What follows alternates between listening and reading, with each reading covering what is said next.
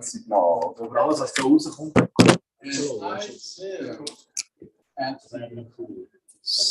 Was wir natürlich das Problem jetzt noch haben, ist, dass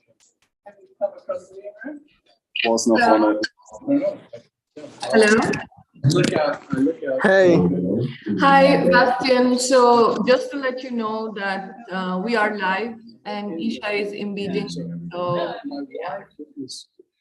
Wait. the event you would like to then make it mute. probably then have to place. I'm sorry. Can you repeat? So we are live. Okay. So that's why if you don't have anything to ask, we might have to mute, and I will give you. You have the link, right? To the Zoom meeting. Yeah, I mean, this is the link to Zoom meeting. So if you could send it to users, and I will make you the host. So you could. Okay. Okay, and then it should be working, right? If I'm the host. Yeah. Okay. All right. So I mean, yeah. Let's So try just that. make me a co-host for safety purposes. Wait, I'm sorry. I have made you the host. Okay. Could you make me the co-host? So you have to go to the participant. Yes. Go hover over my side. And there are 3 dots.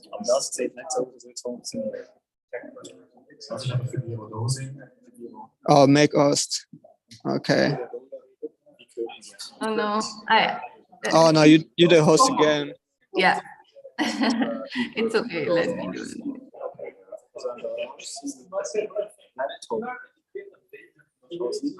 But yeah, let it be. Please enable the screen sharing settings.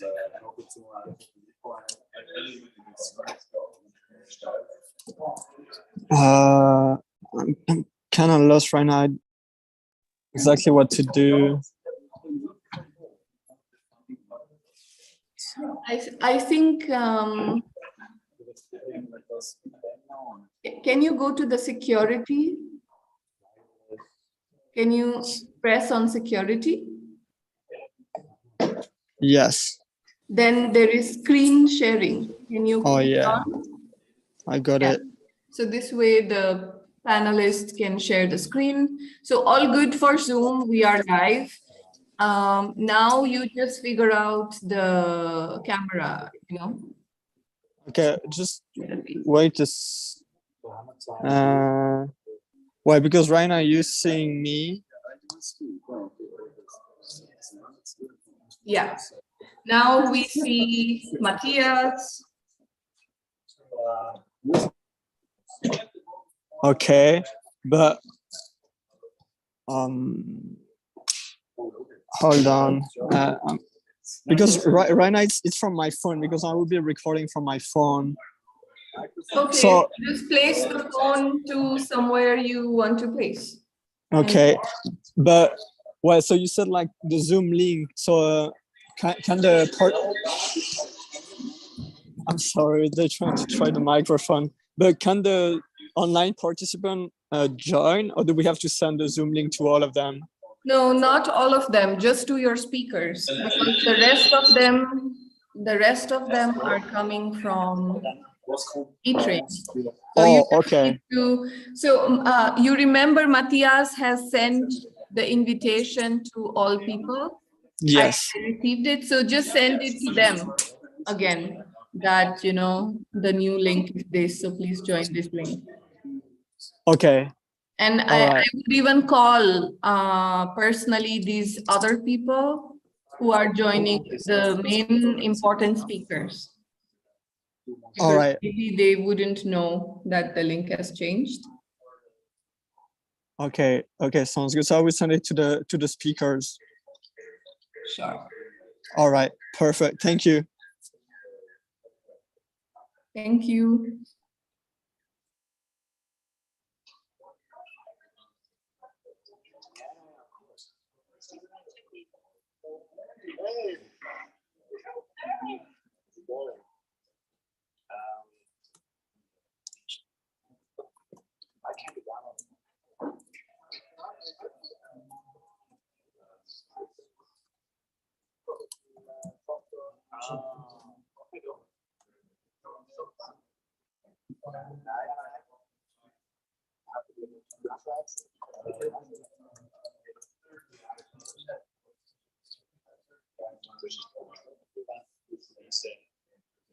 Can you mute yourself?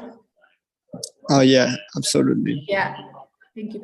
I am going to share a banner for the event, okay? So that Okay. when people come, before the event starts, we could just, they could see this. All right. Great. Thank you.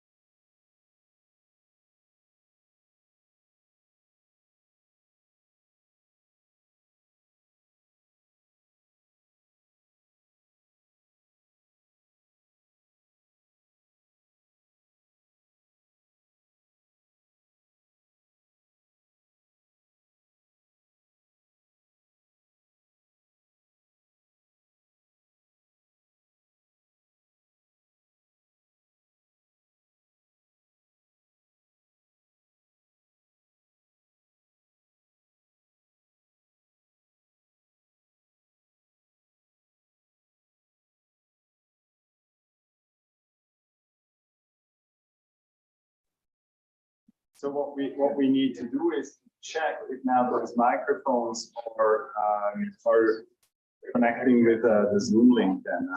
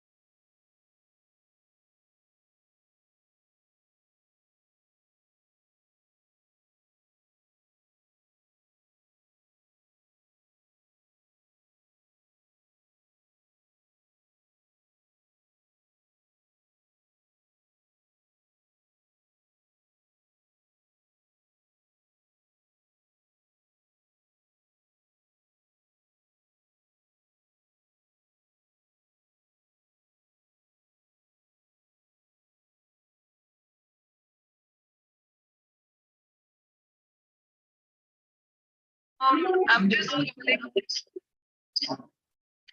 What?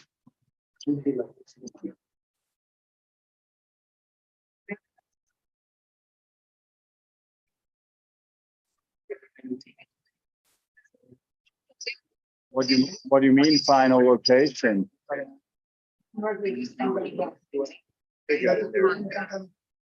Oh, yeah, I don't know. What's going on? Is there a video signal now there or what? So, yeah, so do you see me here? Wunderbar.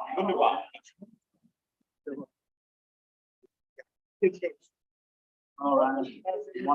Hey guys, could you please, because I can't understand what you're saying.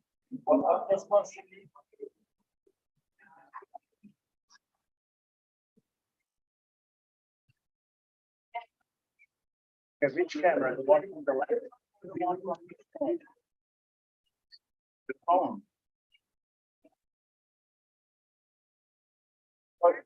But here you can see me now, right? Oh. Can you see me now here? Okay. So you see where Arash sits. This will be where the speaker sits, right? Okay.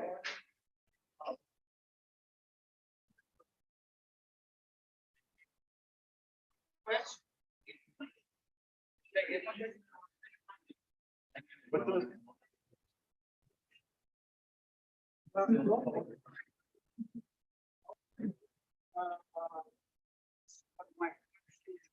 can you get on this link now so that we can see what's happening? Yeah.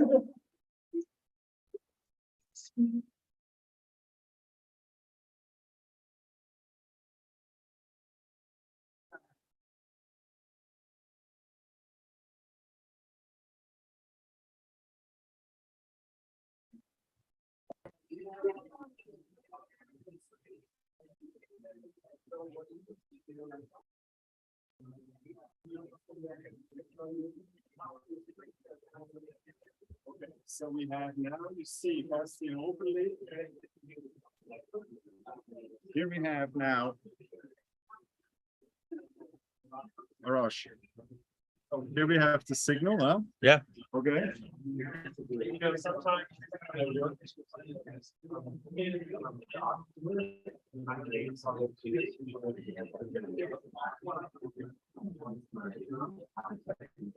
Is this now Zoom, what you showed?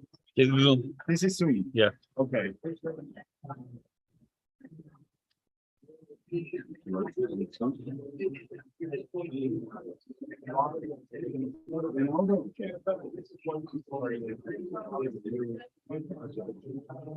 So when people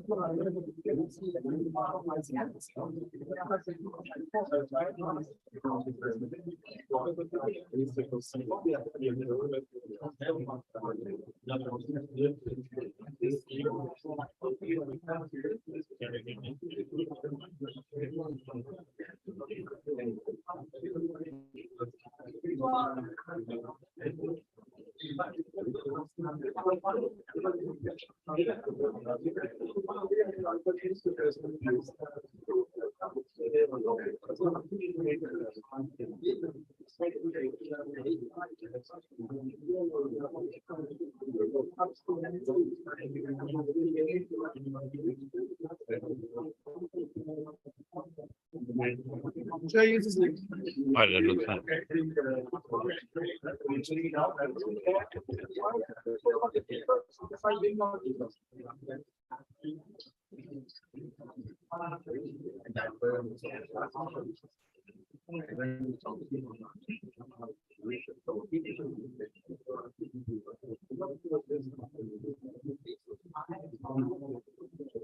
But she should see Arash also like this, right?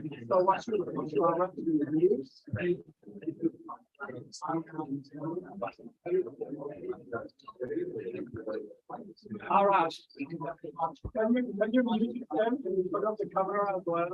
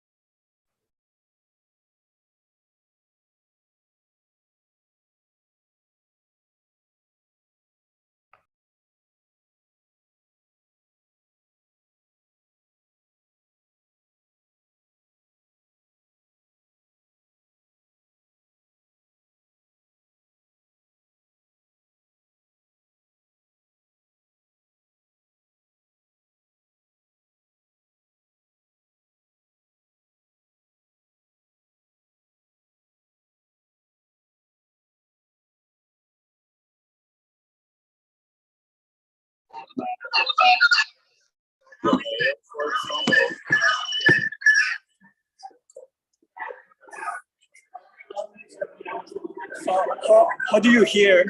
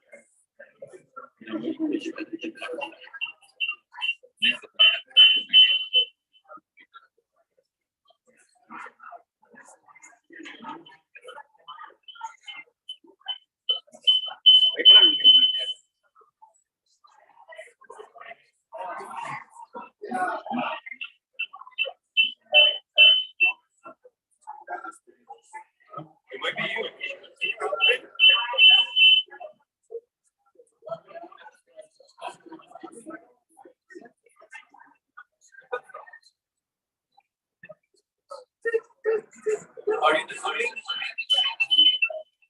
Yeah. Oh, my card is full. No, I. Somebody is a name. Yeah.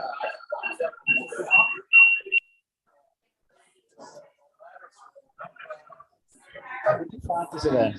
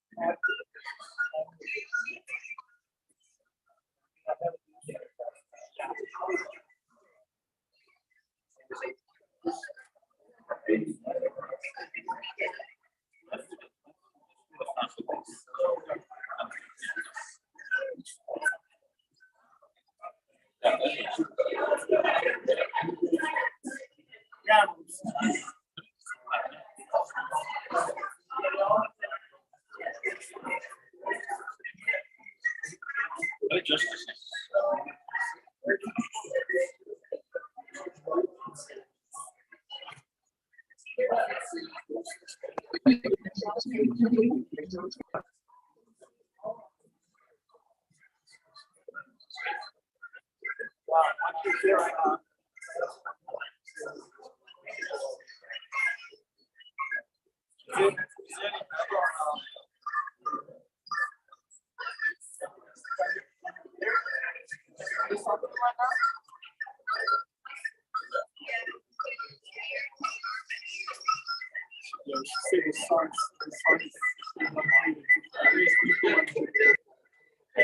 comes from us.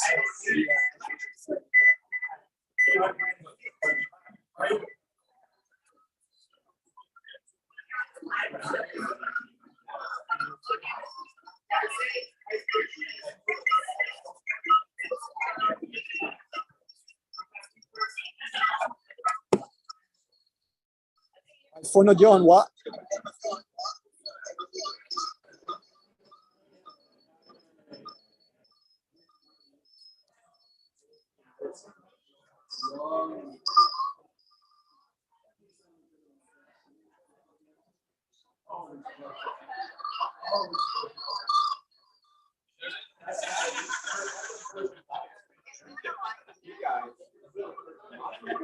Yeah, Matt has one right now. She asked if there's a mic. We have a mic. Yeah, so I mean, she said the sound's not good right now. Yeah, I mean. Well, yeah, I mean, the sound is the issue, right? We Yeah. have problems with the sound transmission. Can I? And I don't know, I'm not a sound engineer. Because from Switzerland, Isha, she's like on the Zoom call right now, and she said the echo and the sound is horrible. Like that's what I hear basically. Well, this is where Celia would have been good because she said that she does it in there so she avoids the echo, you know. We were, I don't know, I don't know, but maybe one thing was when you share. Should we just go on Zoom and everybody's on Zoom? Okay. So, Okay, so Matt said that we're just gonna go on Zoom and everybody's gonna connect, but I don't know if it's gonna fix the issue though.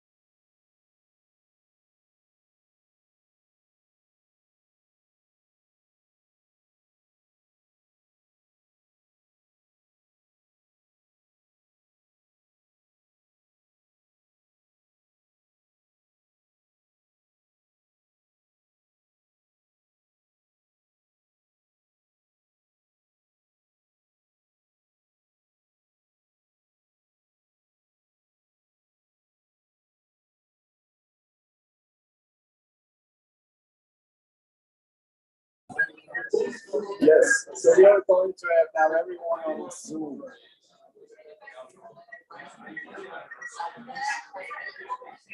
On that link that we have now, that's that new link.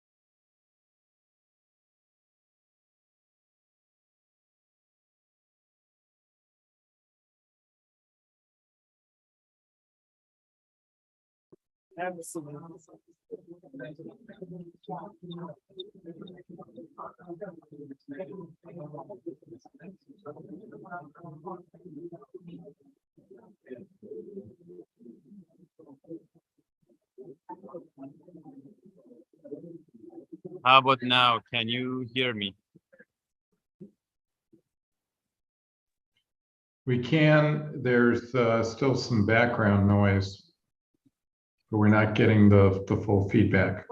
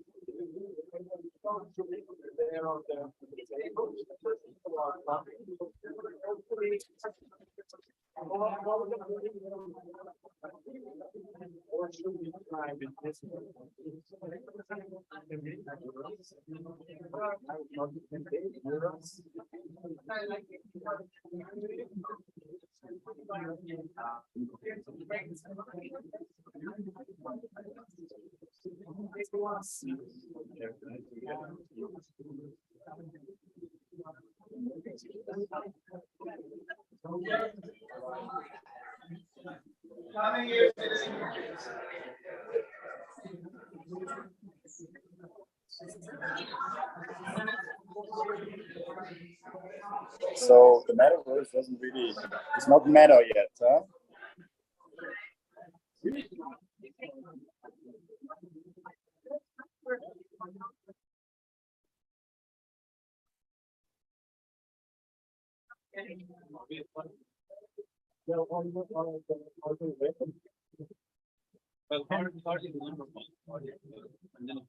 Okay. Okay, so I can start and see where we get.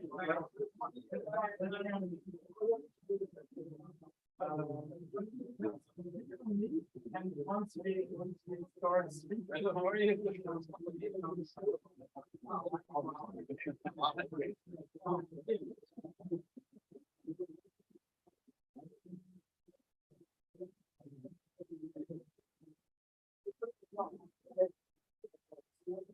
Okay, let's gather the people and sit down.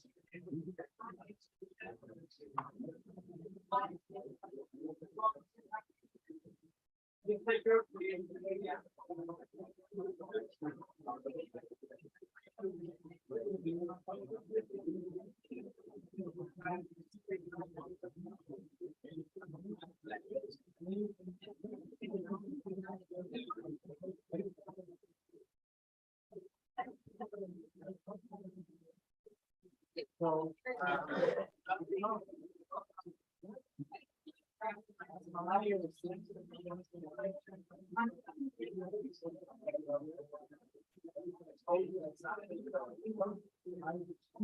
go on the back end.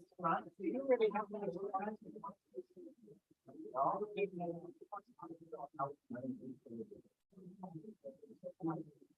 Yeah, I'll tell you what later.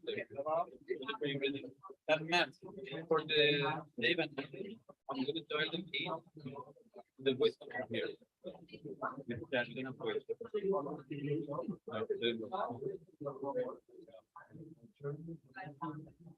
Yeah, we're gonna do and Bluetooth. Yeah. Okay.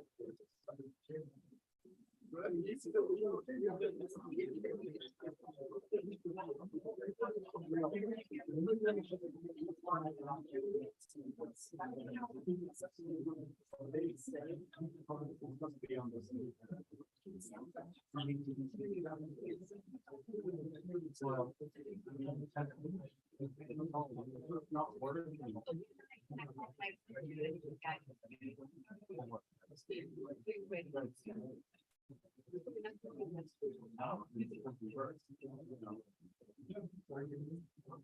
so you can start. So we have now everybody on the Zoom. Can they hear us? Yeah. Just, yeah. So we have the microphone. Let's see. Let's see if they. This the audio is nice. David, David Tannenhouse, can you hear us? Yes, so David can hear us. That means everybody can hear us. At least from that microphone. Now you try. Okay. You want to give me? Say David Tannenhouse. David Tannenhouse, can you hear me? Can you wait for me? Okay. Oh, awesome. Perfect. Those two words. Is that?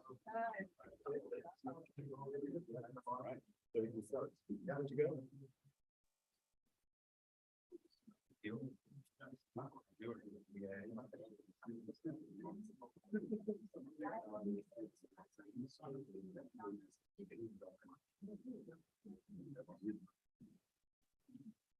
So, how fun is that? Welcome, everyone. Very, very sorry about our dysfunctional metaverse. That did not work well, but because it's the first inaugural meetup that we do tonight, so we already have steep learning curve. So for the next one, we know what not to do. So having said that, welcome to our first opportunity meetup for Cleantech, the Swiss American Chamber of Commerce, chapter Southern California is very delighted to have a very, very large audience. We actually have full house here for the site here, and I also welcome whoever is out there. We have lost track, but welcome to everybody that is out there in the metaverse in our virtual environment. I don't know if the convention center is up or not, but I hope the experience is there. So I make it very quick. I want to say thank you first for USC, the Viterbi School of Engineering, to be the host for us tonight. And I want to also thank you to the whole team already now. I'm going to in the closing remarks, go a little bit deeper. So everybody worked very hard to get that up and running today. So having said that, I actually want to just, I got a little bit lost of track. The agenda for tonight, we're going to keep. So after a couple of introducing words, we're going to have a so-called express incubating panel discussion. So with our keynote speakers, they will all have a couple of minutes on stage. They will talk about the different, let's say, market insights, market drivers, market networks that are essential for people that are somehow related into clean tech. And what does related mean? What we do here with these opportunity meetups. These meetups are prone to actually give people that are not essentially be directly involved in clean tech right now, but give them an idea, kind of insights to strategize how could they potentially capitalize on the growing clean tech market. So you could be a software engineering house, you could be a tax lawyer. The goal for tonight is that you understand what are the opportunities in the clean tech market for your business, for your career, for your personal intentions to be part of it or not.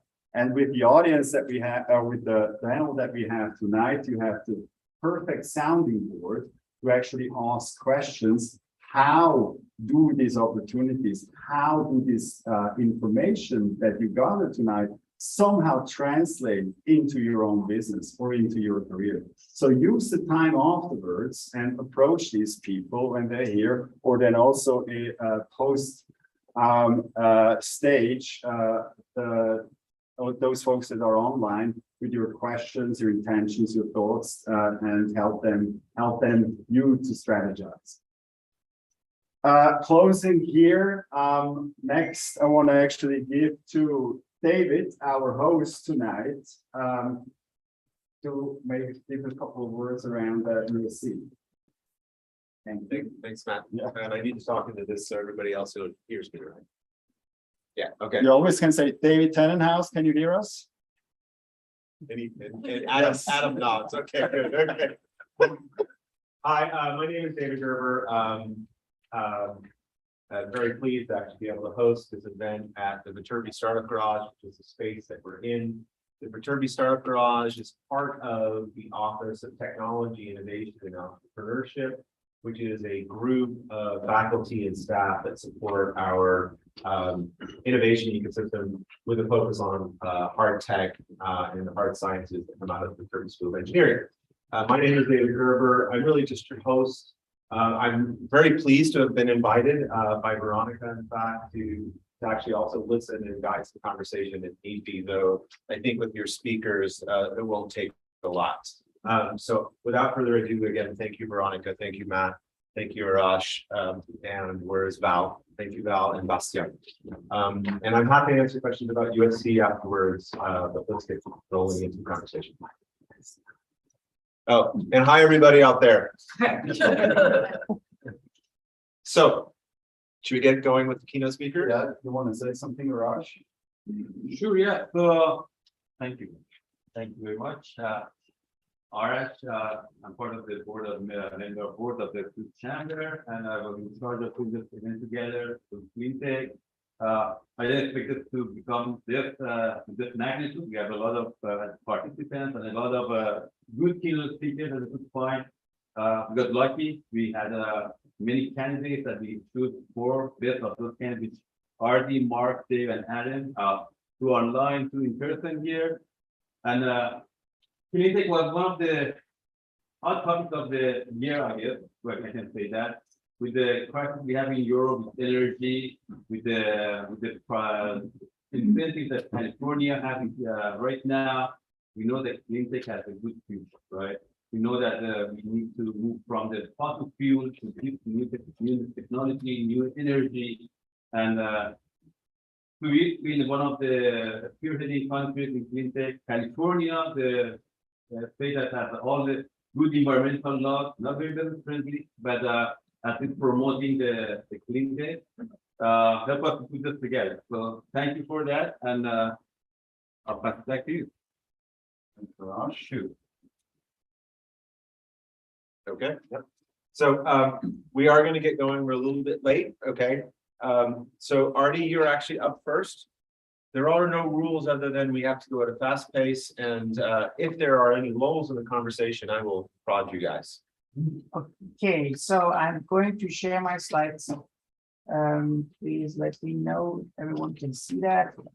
And let me minimize that. So hopefully. Can you guys see them online? Give me a thumbs up. Yep. Great. Pleasure talking here, and thanks for inviting me. My name is Artie Arian. I have presenting my own company, Renewable America, and we are basically a startup. But I'm doing what I'm doing here for about the last 15 years, and started back in Germany after I finished my degree as an electrical engineer.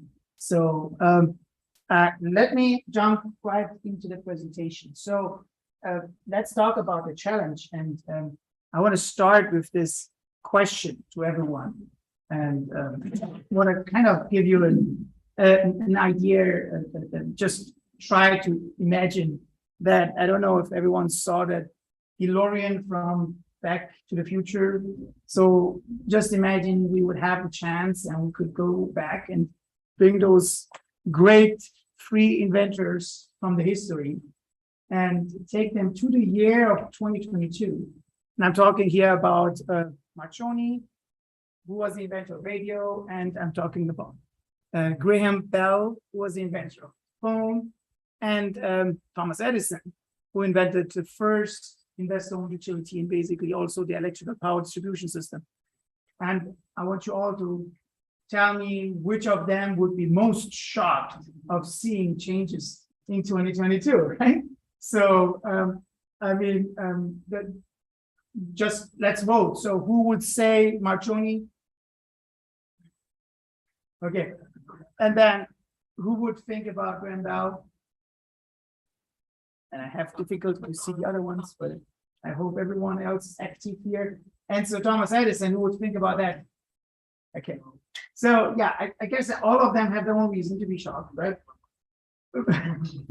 Okay, so let me take the next slide. So here's what is the challenge right now. So my point is what Thomas Edison started about 100 years ago has basically not pretty much improved if you compare it with the other technologies. So radio and phone is tremendously improved. But unfortunately, our one-way highway of how we deliver electricity is still almost the same how we invented it. So therefore, that are basically the California needs that we have identified. We know that in 2030, we want to be 60% renewable, and the target decarbonization goal is for 2045 to be 100% decarbonized. Then what we need to do to get more grid reliability is definitely get more decentralized and also dispatchable clean power. And I guess all of you are aware of public safety power shutoffs and how communities have to recover all of that. So these are the three important challenges that we identified. So let's talk about a possible solution that we think would be worth to talk about today. So when we talk about grid transition, that's what we see. So just what you see there on the left side, that is basically our today's main infrastructure. So we have on the top, the transmission grid, and we have on the lower bottom, the distribution grid. And mainly generation is happening today on the transmission level. Therefore, we have hundreds of miles need to transform all the generation, and anything in between, anything in between that can happen, any interruption is a big risk for communities, for people to not receive electricity. Therefore, grid transition, the way I would describe it, is more what you see on the right side. We're going to lower, most probably, the transmission generation resources. I don't know if all of you are aware, but we have huge problems with drought season of last year, and maybe this year, hopefully not. I'm not going to even bring it in my mind, but I'm saying hydro is a big issue. We also see coal power plants have to shut off. So all of those difficulties, we will go to that point that transmission generation resources are going to be lowered. We need more increased distribution generation resources that can deliver next to load electricity. So that's the concept I'm talking about. And you see a bunch of smaller solar farms, wind farms, but on the distribution level. And that's basically the grid transition we're talking about. So here, I'm just comparing what a typical project that today would be starting, let's say a solar energy storage project on the transmission line is more the one you see on the top or the bigger scale. What we can do is much smaller project that we talk about a streamlined process. So there is a huge potential out there that is basically untouched as of today, and we just started with it. And how we do this, I want to get a little bit more into details. So here, you basically see how much the structure can be less impacting on the ground, because one of the biggest concerns is how much are we affecting lands and how much do we create erosion control and stormwater prevention. And all of those things we can address with simple installations and with simple software. And basically, I want to show what software can do today. This is an idea of one of our projects where we are showing, we look at how the topo of a land looks like, and we can really follow the terrain. We don't need to push anything on the ground. We don't need to do grading operations. So installation can be pretty easy on that list. Now, another thing, many people are talking about what about farming concerns. So if you take farming away, what's going to happen? Here's what we are showing. There's a pollinator habitat friendly activity that can be proceeding, and not too much water usage, but a little bit will be needed, at least in the first term. And then basically you can create a great habitat for native bees or all kind of other species that could really improve the environment and would not stop farming. So here we also show what a system can look like. That's a picture here, kind of a 3D of a single axis tracker that would follow the sun. So it would start in the morning and it would go all the way up to the west. And so those are today absolutely working well. And those challenges that have been there about 10 years ago are all solved. And we have pretty much confidence in this technology. Also, what you want to think about is using purified silicon modules and not anything that would be toxic or chemical waste. So that we can definitely avoid, and that technology is something that we do. So here we also want to address one of our biggest issues in California is water usage. Everyone is aware about that there is a huge problem about those panels. They're going to create a lot of dust and dirt. So they're going to reduce the efficiency. What we can do is basically there are robots the robots can go and do dry cleaning, and the dry cleaning would definitely not have water use. And if you do it in the right time and rhythm, it will definitely not decrease the efficiency of those panels. So here's also a little bit more about what really pollination can do. We have those questions. I don't want to go too much in detail. I would make those slides available for everyone who is more interested in understanding how much pollinator-friendly habitats can impact the environment. So basically another slide that also goes more into detail about pollinator-friendly activity. I know we are rushing time. I'm not going into those details for now. Here I'm showing what our project pipeline looks as of today. So this is about 30 projects that are all over California. This is basically showing the potential of each of those projects are not bigger than 5 megawatts, but overall you can have spread out over the whole state, many locations that would create in each of those neighborhoods, let's say maybe in a circle mile of 3, 5, or maximum 10 miles, they can create resilience. And let me talk a little bit more about how I see electric resiliency can look like in the future. So there is something that we talk about is called community microgrid. So a community microgrid is basically shown here. And what I was explaining before, the level between distribution, and if someone is not aware what distribution means, it's those wooden poles that we have outside. The big steel towers, they move for the transmission lines. So on the distribution level, we have the houses, we have businesses, and we can create a community microgrid. That means an area that would receive electricity through an outage. And that technology is available. PG&E is supporting that. Southern California Edison is supporting it. So this is basically a breakthrough just started last year. And this is one example of a project that is up in winter. And you can see here, I'm going to show it here with my mouse. That's the location that we would install solar and energy storage. With energy storage, you can make that happen. And then you have critical facilities farther down, like fire department, elementary school, or community center that can receive electricity during an outage. And this is basically different ways of how we would create benefits with the energy storage. So energy storage can definitely participate in the wholesale market. California is a great market to do that. There are lots of revenue streams that you can generate for energy storage. I don't want to go into those details, but this market is a great marketing for that growth. And also we are capable of addressing two of our huge issues that I was explaining before. So public safety power shutoffs that can be planned, or even an outage that is right away there, an emergency outage, immediate outage. We can address those with those technologies. So technology is available. The policy is a little bit behind. It's kind of keeping up on that, but we are very optimistic that California is going to be a great role model for the world. So that's how it can look like. We show here basically a smaller project where I call about 3 megawatts, You can imagine this is 15 acre of land that will be used for this kind of project with 2 containers of energy storage, 40-foot containers, typical one. And that's how we can provide to that load the electricity during an outage. That's the load throughout the whole year with the min and max. So those kind of studies we go into detail.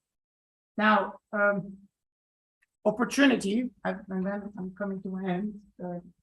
So this is something that I thought I want to also talk about today, because innovation and I think vision about the future. This is something I started thinking about the last, let's say, 3 years. It came into my mind. So this is a cycle where a project starts, and basically it starts with this dot here. And we look at the project as a site, totally empty, greenfield development, that's what we call it. And then we need to get site control. And you see how I have identified the risk here.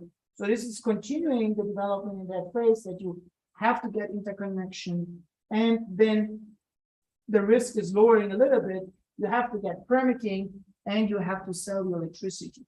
And those steps are basically decreasing the risk. So what basically our role is as a developer is we have to find ways how to use our capital to invest into this high risk, going to a mid risk and mitigate the risk. So what can blockchain do there? In this area of development, because it's high risky, there is a big, let's say, trust issue or difficulty for many investors to gain a belief into what's really happening if there is no project out there. Blockchain has the ability to basically allocate the capital that is invested to each of those stages. And we have seen in our development cycle about 200 different tasks or milestones that are important. That can we break through into blockchain technology. We're very happy to support those ideas. And if anyone wants to do this and the audience is really ready for learning more about how blockchain can really create the benefit there.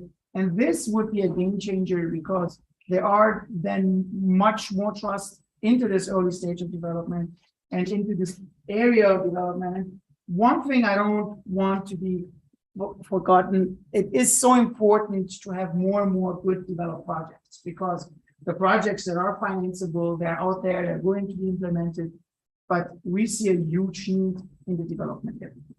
And I think I'm coming to my end. I want to thank everyone, and it's a pleasure. Thank you, Artie.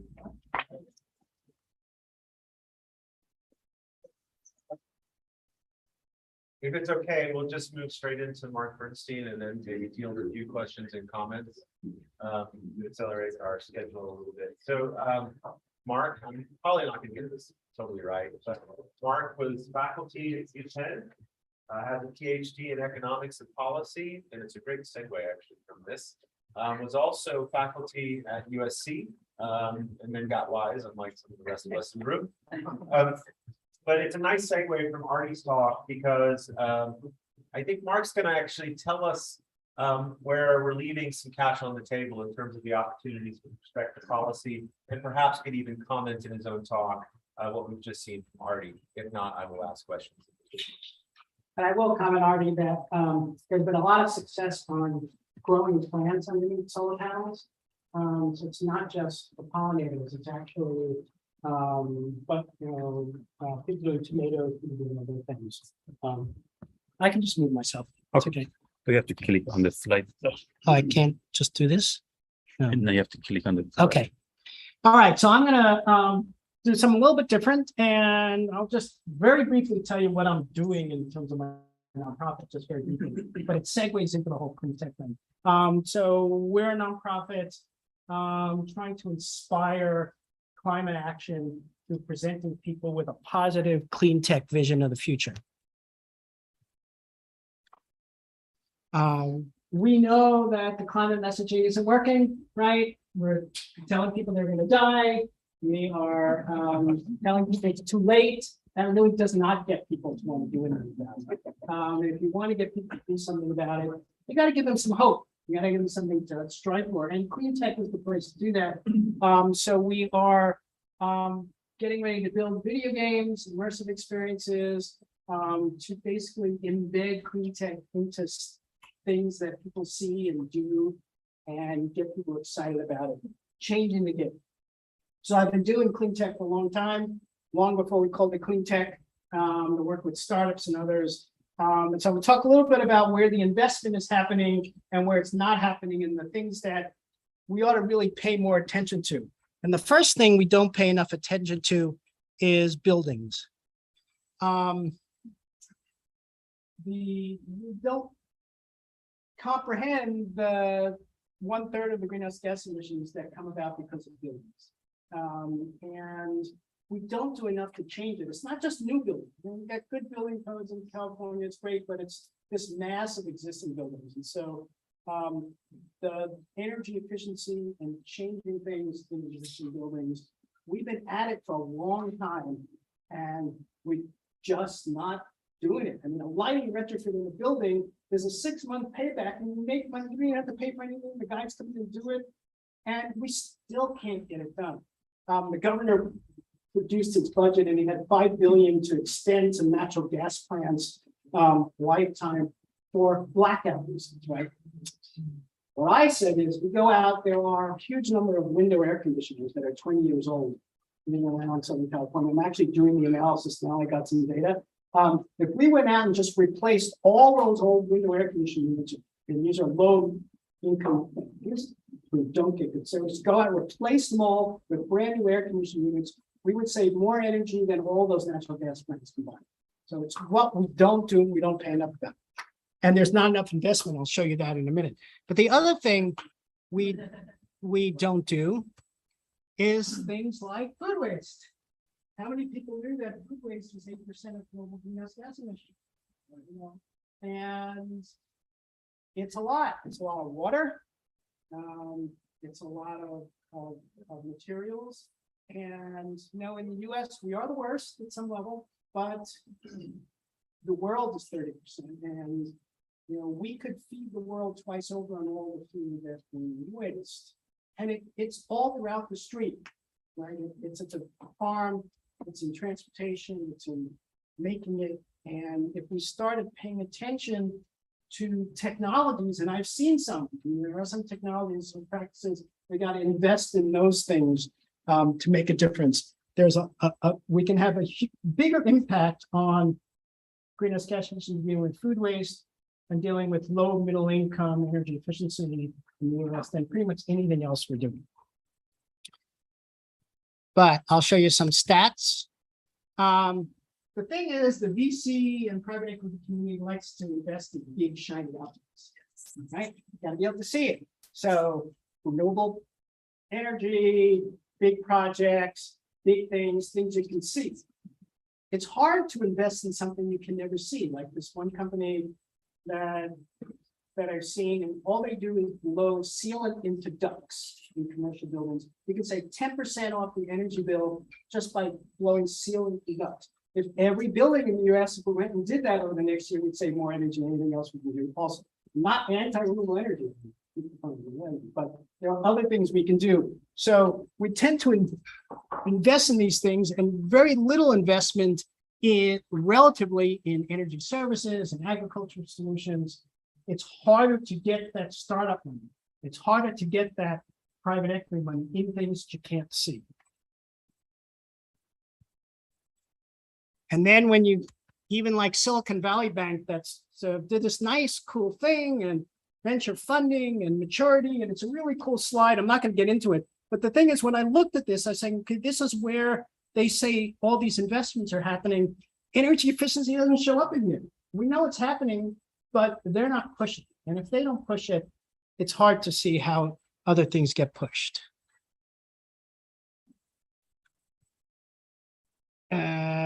But then, if you look at the returns, fact is, the returns on some of these things you don't see are higher than the returns on some of these big renewable energy stuff.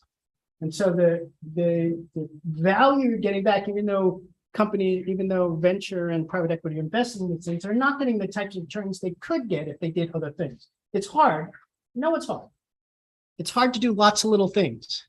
I get it. Just a couple other bits and pieces, just so you see.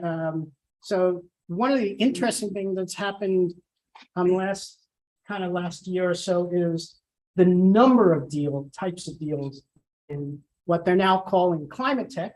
All of a sudden, there's a name change, by the way. I call it clean tech. Everybody's starting to call it climate tech. It's the same thing. The numbers of deals are going up. The amount of money is going up too, but what's interesting to me, and maybe I'm thinking things are starting to shift a little bit in the thinking, is there are a lot more startup money going in, smaller deals, and a lot more of the deals. So I'm a little bit optimistic there.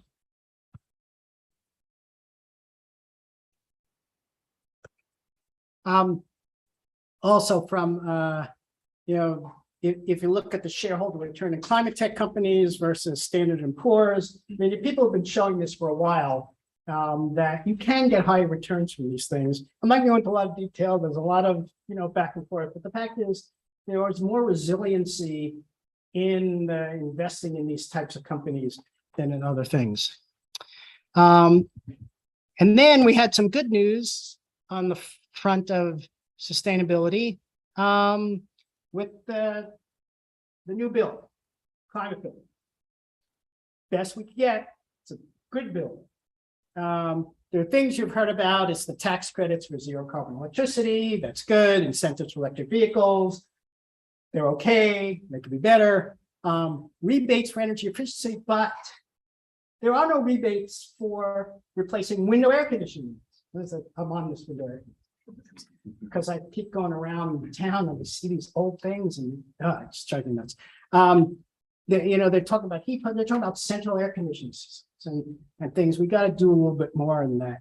And there are incentives for domestic manufacturing is good. But the biggest thing I think that's there, particularly for this audience and for clean tech, is the federal loans and loan guarantees, the $350 billion that the Department of Energy is going to push out over the next few years.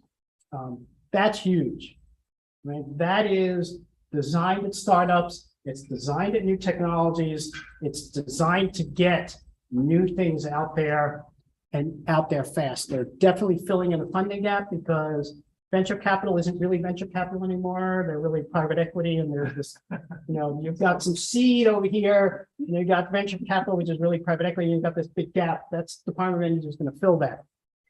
They're going to need to hire a whole boatload of people over the next few months to start putting that out. So if anybody's looking for a job, DOE is going to be hiring a bunch of people who know anything about, technology and giving loans and things like that. But one of the things people hear about, and you may remember this company Solyndra from a number of years back. They got this big loan, and the Republicans all picked up on this because it was like $500 million, and the company went bankrupt, and all that stuff. And that happens, right? You invest in startups, you invest in new technology, things are going to happen. But the fact is, of the $30 billion that started in the Bush administration, by the way, which the Republicans forget to tell you, sorry, I shouldn't say it. 40% has already been repaid, and over $530 million in interest been paid. That's a pretty good track record for something that's investing in really risky companies. And relatively few of them have gone bust. So they've actually done pretty well. And what's the biggest company that got helped? Tesla. Tesla got some of that early money. Made a big difference. Will it help? I think it'll help. We'll see. It depends on how they actually push the money out and where they push it out. And then I just want to do one more thing here, which is give you a little taste of some of the technologies that I've actually been involved with over the last few years. Because I'm optimistic. The reason I'm optimistic is I see lots of great companies, young people doing lots of really cool stuff, and technology and things is going to make a difference.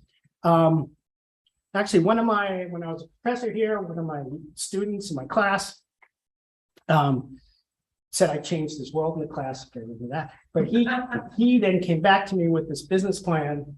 He said, I got this idea in your class, and they are the first company to recycle rare earth magnets. They're recycling neodymium magnets. They're outside of Austin, Texas. That's their new factory just built. He is 5 years out of undergraduate at USC. CEO of this company, they raised $40 million. They're on a $200 million raise now. They're taking those magnets out of hard drives that Amazon throws out 1 million a day or some huge numbers like that, all those data servers, hard drives. The thing about those magnets they're all in the same place, who makes the hard drive. And these magnets are in everything. They're in wind turbines, they're in sonar equipment, they're in sensor equipment. The military depends on these magnets that all come from China, not just the rare earth, the magnets themselves all come from China. There's enough thrown out that we could satisfy pretty much all the US needs from the stuff that's thrown out. They're 99.5% recycled materials in there. And they've also innovated the actual using less rare earths materials for the same magnet. So they're really cool stuff. DT Materials are making hempcrete. So they're using hemp waste fibers and making an insulation, and they are outperforming fiberglass in their insulation, and they're able to make it as cheap as fiberglass. It's the first technology. These young kids came out of San Luis Obispo, Polytechnic, whatever it is. Cal Poly in San Luis Obispo. Brilliant guys. Ampere, they're out of Hawthorne now. They flew the first hybrid electric airplane 1,800 miles from Hawthorne to Oshkosh, Wisconsin for the air show. 75% less fuel used than in a traditional plane. They're flying, that's their 6-seater. It's a Cessna plane. It's a hybrid. So it's got a electric engine and a regular fuel engine. They will have FAA certification by the end of next year to fly this commercially. They've already flying test flights on Hawaii. This thing under that, these are the batteries down in there. They land, pop out the batteries, pop in a fresh one. You're not waiting for them to recharge, and off they go. They're using these really cool high efficiency battery stuff. They're building for NASA a 19-seater electric plane. And also the Army, it's a NASA Army combination thing, because if you want to fly a plane and if it's electric, it's really quiet. So you can fly in places that you don't want to. And then I also work with Intrinsic Exchange Group, and they are building these new natural asset companies. So it's a way to use the marketplace to basically help solve environmental problems. The New York Stock Exchange is going to run their IPOs. Their first one is going to be in rainforest in Costa Rica. Within 2 months, we'll have SEC approval. First time be able to do a company like that. So you see, there's just this great stuff that's going on that I'm really excited about. The other thing we've done at Earthshot is we have a portal called Clean Tech School Portal. Our first one is out. It's on solutions for buildings. Check it out on our website. We've got about 650 solutions on there now. We'll just keep building it up. It's an AI-based tool that's finding solutions for buildings. And I'm happy to chat about these things. You can tell I'm excited about Clean Tech, excited about the young people that are involved in it. And there's one company here that's doing really cool stuff as well, that I talked to them, and that's it. Thanks a lot. And move on to the next speaker.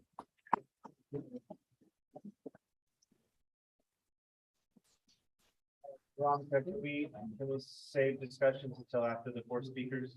Yes. Okay. Our next speaker is actually online, David Hennenhaus. And actually, I think David will be able to speak to some of the things that Artie was also talking about with some great detail. I will let him talk about his position with respect to blockchain and the crypto winter.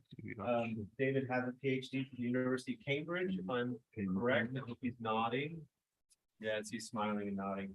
And he's also a seasoned, in a nice way, seasoned entrepreneur from up north, including VMware, Microsoft, and Sun Microsystems, if I got that right. We never got to talk about that on. So without further ado, I'm gonna let David actually move straight into a more technical discussion on blockchain. Oh, no. Back on the video. Okay, thank you. But I need somebody to stop sharing at that end so I can. Here you go. Here you go. We pin him, Thank you. pin him. Yeah, there you go. Perfect. And now we need to make. Can we do a sound check, David?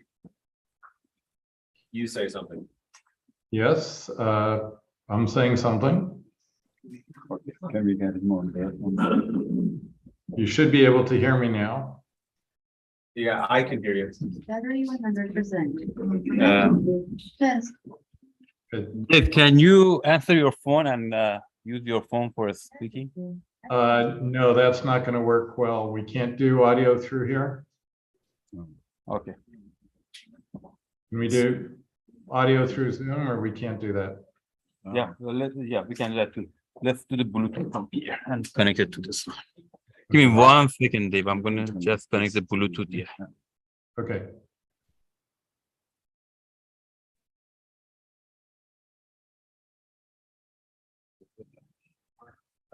Ready to connect another device. Yes, disconnected. iPhone disconnected.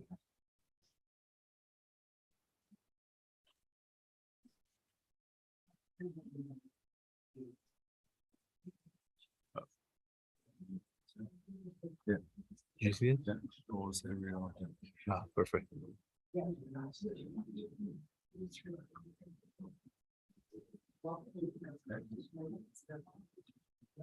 Okay, Dave. Okay, we're good. Almost. Give me 1 more second. Let me switch you to. You're connected, right? Audio. Is it connected, right? It should be here, right? Hold on, pause it. So it's again somewhere. Ready to connect. Can you go on the Zoom. Zoom, yeah, and then choose Audio setting. speakers. Samsung. Audio signal, go on audio settings. Speakers. It's not connected. Okay, we can try the phone if there's no choice. It's just the signal here is not very good. So some here it's not connected yet, and Let's go again. Try to do it 1 more time. into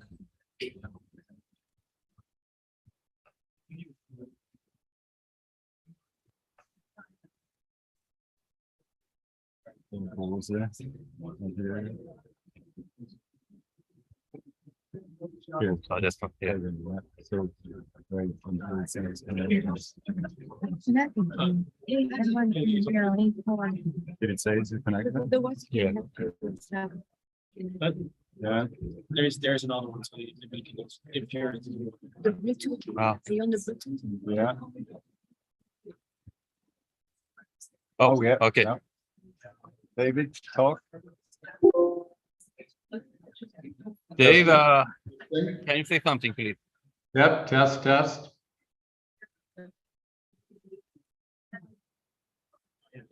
One, two, three, 1, 2, 3. Okay, perfect. Good. All right.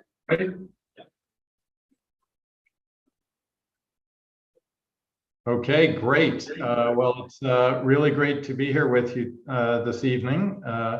Notwithstanding some of the technology challenges, I've had the pleasure of working on sustainability at Microsoft. And when I was at VMware, my team created VMware's enterprise blockchain business. So today I'm going to talk about the interaction and opportunities between blockchain and clean tech.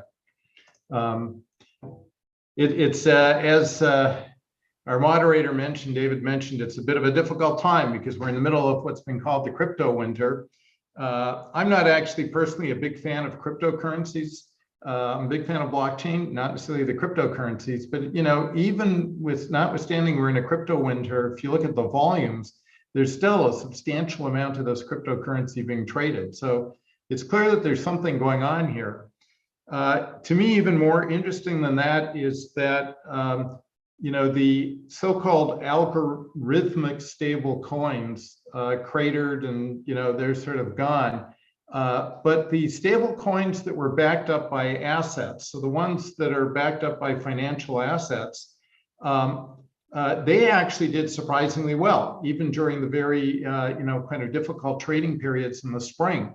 So I think when people look back on this time, there's an unwritten story that they're going to start talking about, that these stable coins started looking somewhat like money market funds, right? They didn't really significantly break the buck.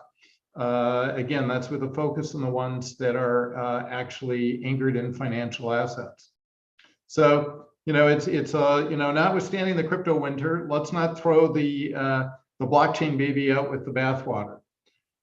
So tonight I want to talk about sort of basically two topics, and Artie already kind of started a little bit on one, which I'll get back to, which is the applications of blockchain to clean tech. Before I do that, I'm going to speak quite a bit about this challenge of energy intensity. Sort of how much energy does blockchain use? Many of you have probably read headlines like these, particularly about Bitcoin.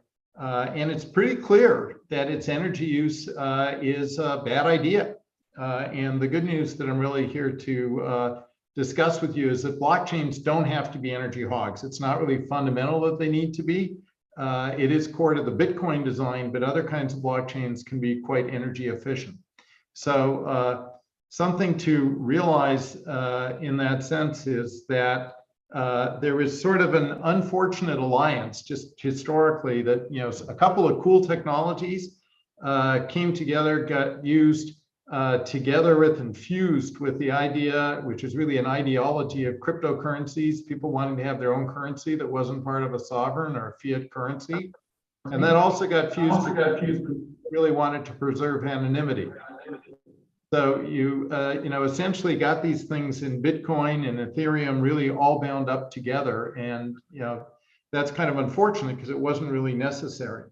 But I want to focus in on the two enabling technologies, which are really the idea of having a decentralized ledger, which all these blockchains, that's kind of why we call it a blockchain, and the ability to operate smart contracts where essentially you can set up a contract where as soon as the conditions of the contracts are fulfilled, boom, the transaction goes through. So you're really allowing the software to implement the contract. And with those two technologies, we can implement lots of really amazing applications and services. So drilling down on the ledgers, because they're kind of at the core of all this, for a long time, we've had the notion of centralized ledgers where you can have a trusted third party that keeps a record of all the transactions and everything goes through one place. You can think of like the New York Stock Exchanges as doing that. And the ticker represents, the ledger, all the transactions come out in a given order. So the core notion here is that we don't have to have just one party keeping the ledger. We can actually have a decentralized ledger where different parties that don't necessarily even fully trust each other can cooperate on keeping the ledger. And they use the consensus protocol to ensure that all their parties' copies of the ledger are identical. So we actually can treat this as a single source of truth. Now, a clear challenge there is, well, what if we have a bad actor or somebody who's compromised or deliberately cheats? Well, we have to design the consensus protocol so it's based on voting, right? And as long as a high enough fraction of the votes agree to accept a transaction, and usually we kind of vote on a whole block of transactions at once, then the transaction or that block will be recorded and accepted by the group. So if you now reduce this to what does an implementation look like, you essentially have these blocks of transactions. And if we look at the one in the middle, what happens is we use cryptography to first off sign that whole block so that you can't tamper with that block. If somebody sees that block, they see the crypto signature, they know that that block hasn't been tampered with. And in the block, we include a pointer to the prior block. So effectively, we chain the blocks together, and that's why it's called blockchain. So those basic ideas allow us to now have these decentralized ledgers. And with that, we can basically rethink how we deal with trust. Because historically, we've used centralized trust. Whenever we want to transact between parties, we find a trusted third party. If two parties want to do something, or even multiple parties, they find a trusted third party who basically acts as the keeper of the ledgers. The catch there is that not only are you dependent on that third party, but if something happens and that third party has, an insider attack or a supplier attack, something like that, the whole system's compromised. With decentralized trust, you're basically trading, having that one centralized party with safety in numbers is the approach, right? We're trusting that maybe a few participants in the voting scheme will be compromised, but the bulk of the participants won't. So that's kind of the core thing going on here. And once we have that, we can get a lot of improvements. Okay, so that seems pretty straightforward. Why does Bitcoin consume so much energy, right? Well, the catch is that you could have competing proposals for what the next block is to be added to the chain. And the group has to decide which of the different proposals is going to be accepted and really added. And that's got to be part of the consensus protocol. In Bitcoin, the members of the, voting members, who are basically the miners, compete to see who can solve a difficult cryptography puzzle first, right? Whoever solves it first, their block gets added to the chain, and they also get a financial reward. So they compete aggressively to solve this puzzle first. The catch is solving that puzzle takes a lot of computational work. So when they do solve the puzzle, they're able to generate a math proof to convince everyone else that they solved it. So that proof is essentially a proof that they did a whole bunch of computational work to solve this cryptography puzzle. Proof of work is the same as proof of energy wasted, right? Work, energy. So this is, on the surface a bad idea, but it gets even worse, right? You want to make sure that ties don't, happen very often where two people at the same time solve the puzzle. So what you can do is sort of make it take a while. So there's, the puzzle gets solved less frequently. So statistically, it's less likely you're going to get a tie. The way you do that is you make sure the puzzles are hard. As the miners get better and better at solving the puzzles, because they apply more computational power, do more work to try to solve them, they get faster at solving puzzles. The Bitcoin system adapts and makes the puzzles harder. So this system is really geared to create an arms race, an escalated race to see who can waste the most energy. That's insane. And I went on record a number of years ago to say that, proof of work is immoral. Just to put this in context, with Bitcoin, it's about 1 to 2 megawatt hours that's spent, running this consensus protocol for every transaction that goes through. So think of that as $100 to $200 of energy, 50 days of a US household. By the way, that doesn't mean that every transaction using Bitcoin has to cost that much, because, in effect, many people could actually just settle the transactions amongst themselves and then only record the net transactions on the blockchain. So there's kind of ways to reduce that, but inherently this proof of work thing is really outrageous. So the good news here is blockchains don't have to be based in proof of work, right? The Bitcoin blockchain went down that path, but there are many other consensus schemes. As I indicated, they pretty much all depend on some form of voting. So it comes down to who gets to vote and how many votes do they get. In proof of work, your voting is based on, it's kind of proportional to the computational power that you expend. There's an alternative called proof of authority, which is basically saying, let's appoint a group of people based on their reputation or based on their membership of a group. For example, the large chartered banks that are recognized by the Federal Reserve could form a blockchain and agree that they'll each get one vote, and they'll each operate one copy of the ledger. And that would be a proof of authority system. And in a sense, almost all the enterprise blockchains are based on that approach today.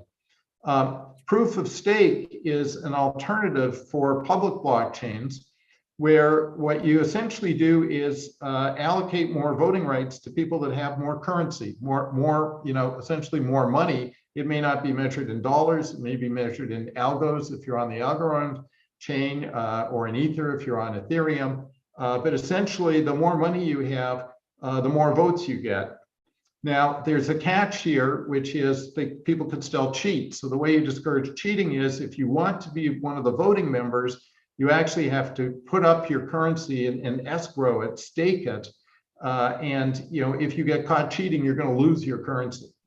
But basically, this says there are alternatives that are much more energy efficient. So enterprise systems are typically based on authority or membership.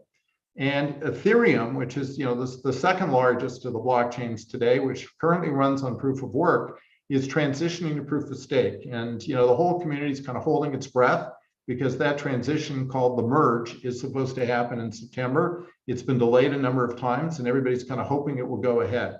And in addition to Ethereum, many other permissionless systems are already based on proof of stake. I mentioned Algorand. There's a number of others. So hopefully, in this discussion, I've kind of slayed the energy intensity dragon. You'll still have, after the Ethereum merge, we'll still have Bitcoin out there consuming quite a lot. My guess is that its consumption will taper off over time as the other blockchains become more successul, because people will prefer the energy, low energy approach. Then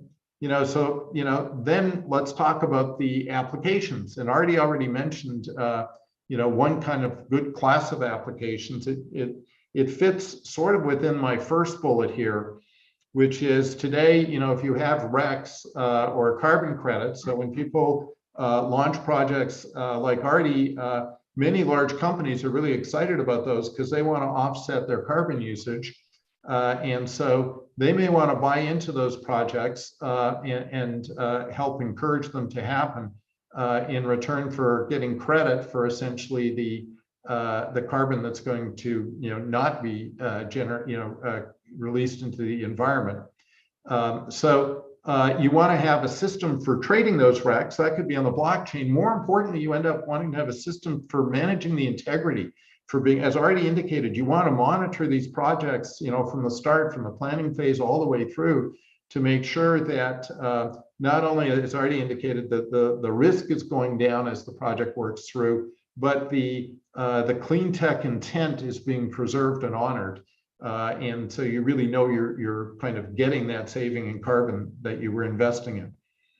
There's a number of other really good opportunities, and Artie actually also indicated one of these, which is in the distributed grid space, and another that has to do with supply chains. Let me just touch on those briefly.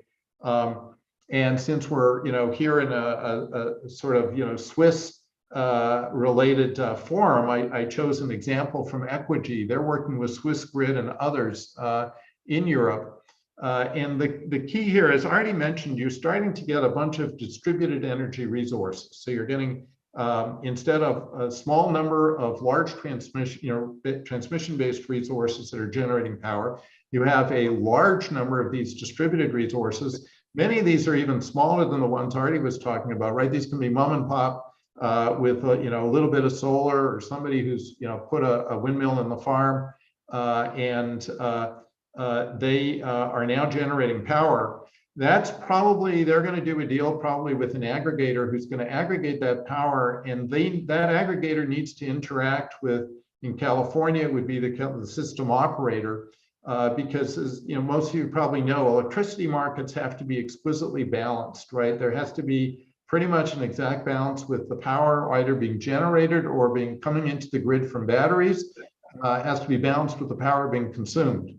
So there's a real-time need to do this, and that means that you would like to have these DERs actually enter into smart contract commitments under the terms of exactly when they're going to sell their power, how much they'll sell. And by the way, the DERs may even have restrictions on what sort of uses they'll sell it for, right? They may have preferences that they only want to sell it for clean tech uses. And not, for example, to somebody that's going to be running a polluting factory. So lots of opportunities here to use blockchain to sort of help manage this exchange through the between the DERs and balance out the platform. Equigi, this is just a snapshot of their architecture. You know, at the bottom, you've got the internet handling all the communication. In the middle, you see that trusted data layer. That's really where they're using a blockchain. And then above that, they have a whole range of interesting services. So this is not about cryptocurrencies, et cetera. It's about using blockchains to facilitate smart contracts and you know, really interesting transactions. So finally, I just want to talk about another application, because you know there's more to clean tech than energy, right? And so I'm going to differ with one of the prior speakers and say, well, clean tech and climate tech aren't exactly the same because climate tech is part of clean tech.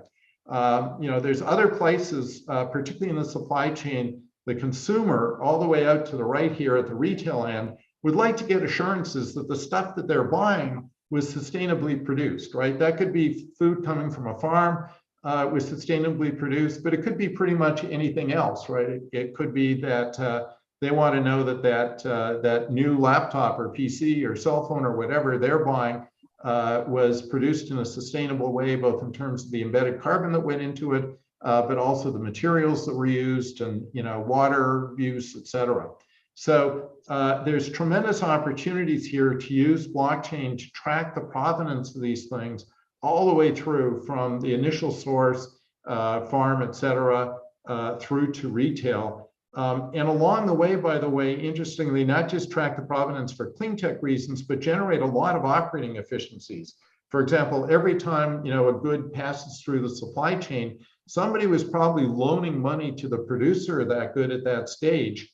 When ownership passes down the chain, that loan's going to be released, and probably a new loan's going to be put in place to the next person that acquires it. So there's a lot of for each of these physical goods that you'd like to tokenize and represent on the blockchain, you're also going to have sort of logical goods and financing that go with it. So we can think about the tokenization of both physical assets and digital assets getting represented on the chain. So realized a lot in there. I'm going to stop now, and thank you very much.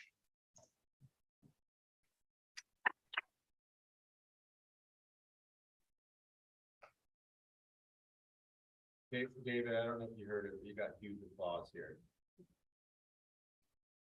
I'm sorry, we got what? You got huge applause here. I don't know if you heard it. Thank you. Gee, that's we heard all that feedback before, but we didn't hear the applause. Yeah. David, that was excellent. Thank you so much. I am going to just roll straight into Adam's talk and save time for Q&A for all four of you, if that's okay at the end. While they get Adam hooked up, I'm going to just introduce the last speaker a little bit. Adam's actually going to talk about what I like to say is ideas are easy, but execution is everything. And from what I understand, Adam is actually, again, a serial entrepreneur from up in the Bay, has done numerous things, some which overlap with some of my interests, I must say, in terms of modular construction and buildings, and some that are from other disciplines and markets. I think the real point for us ending with Adam is to teach us or to remind us that execution is everything. And without further ado, I'll hand over to Adam. How was that? Thank you. Let's see. Can I, sounds like there's some echo. We okay? Okay, let me share my screen.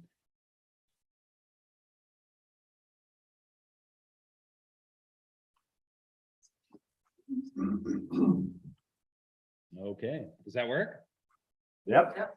All right. So thank you guys. My name's Adam Tibbs, and I hate the definition of serial or the nomenclature around serial entrepreneur. But I was lucky enough. I started my first company when I was 14 and sold it when I was 18, and went to college and started my second company when I was 20 and sold it when I was 22. So I've been able to kind of have my hand in a lot of different ideas and industries and companies and kind of build them up from scratch and develop, to the extent that anyone can, a set of expertise in just that. And so what I am hoping to do today is just to relate some of my experience in developing some of these companies. Specifically, you know, how to convert like an idea, right? And how to identify what a good idea is, and then you know, if it's a good idea, are you willing to invest, you know, 5-10 years of your life in building it out and seeing if it works? So, you know, picking the idea at the very beginning is really critical, whether you're starting the company yourself or joining another company that's smaller in scale. And then, you know, the second piece of that, of course, is, you know, if it's a good idea and it's possible to grow, how the heck do you do that? So without further ado, I'll just dive right in. So for me, there's been a handful of filters that I've really focused on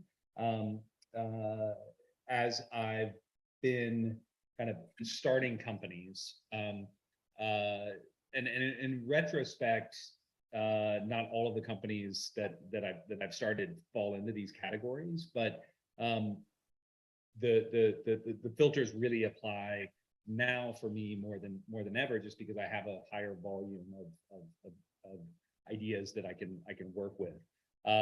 So the very first notion is, do I believe that the idea is inevitable, that the execution of that idea is inevitable? And what I mean by that is just simply like, is it going to exist with this person or that company or another? Doesn't matter, it's going to happen. And if I don't necessarily believe that, I don't dig in. The second is around the technology. Is it actually, you know, there's a lot of ideas out there that aren't really doable, right?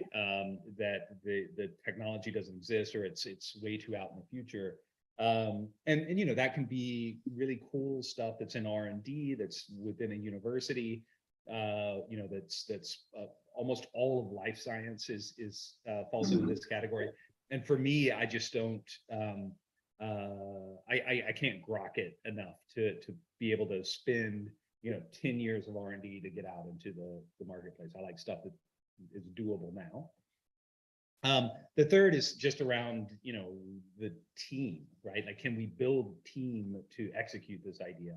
And specifically, you know, when you're looking at technology and you're looking at kind of things that are doable today, you have to be innovative, right? If the technology is actually available, then why isn't it more widespread? And then finally, you know, is the idea big enough, right? Is there's a ton of businesses that are great, that are cash flow based businesses, or that are, you know, I've got a handful of companies that are just mailbox money, right? They just like send me a check every month, and that's great.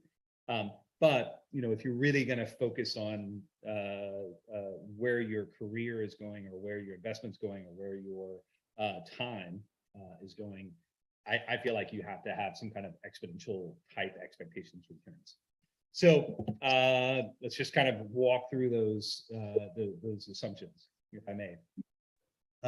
So by inevitable, there are a ton of great companies and great ideas that are not inevitable at all. Uber, Airbnb, for example, I don't believe those were inevitable. Like, it seems crazy to me, you know, go back a decade, crazy that someone would expect people to let strangers into their car and drive them around, or let strangers into their house and pay them to stay there. That's insane.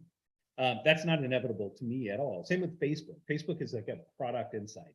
And so literally with these three companies, I missed out. Like, I was given the opportunity to invest in all three of these and lost that opportunity because I just didn't believe in it. It seemed nuts.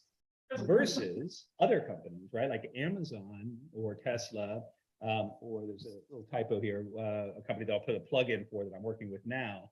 But Amazon is basically just an extension of current practices.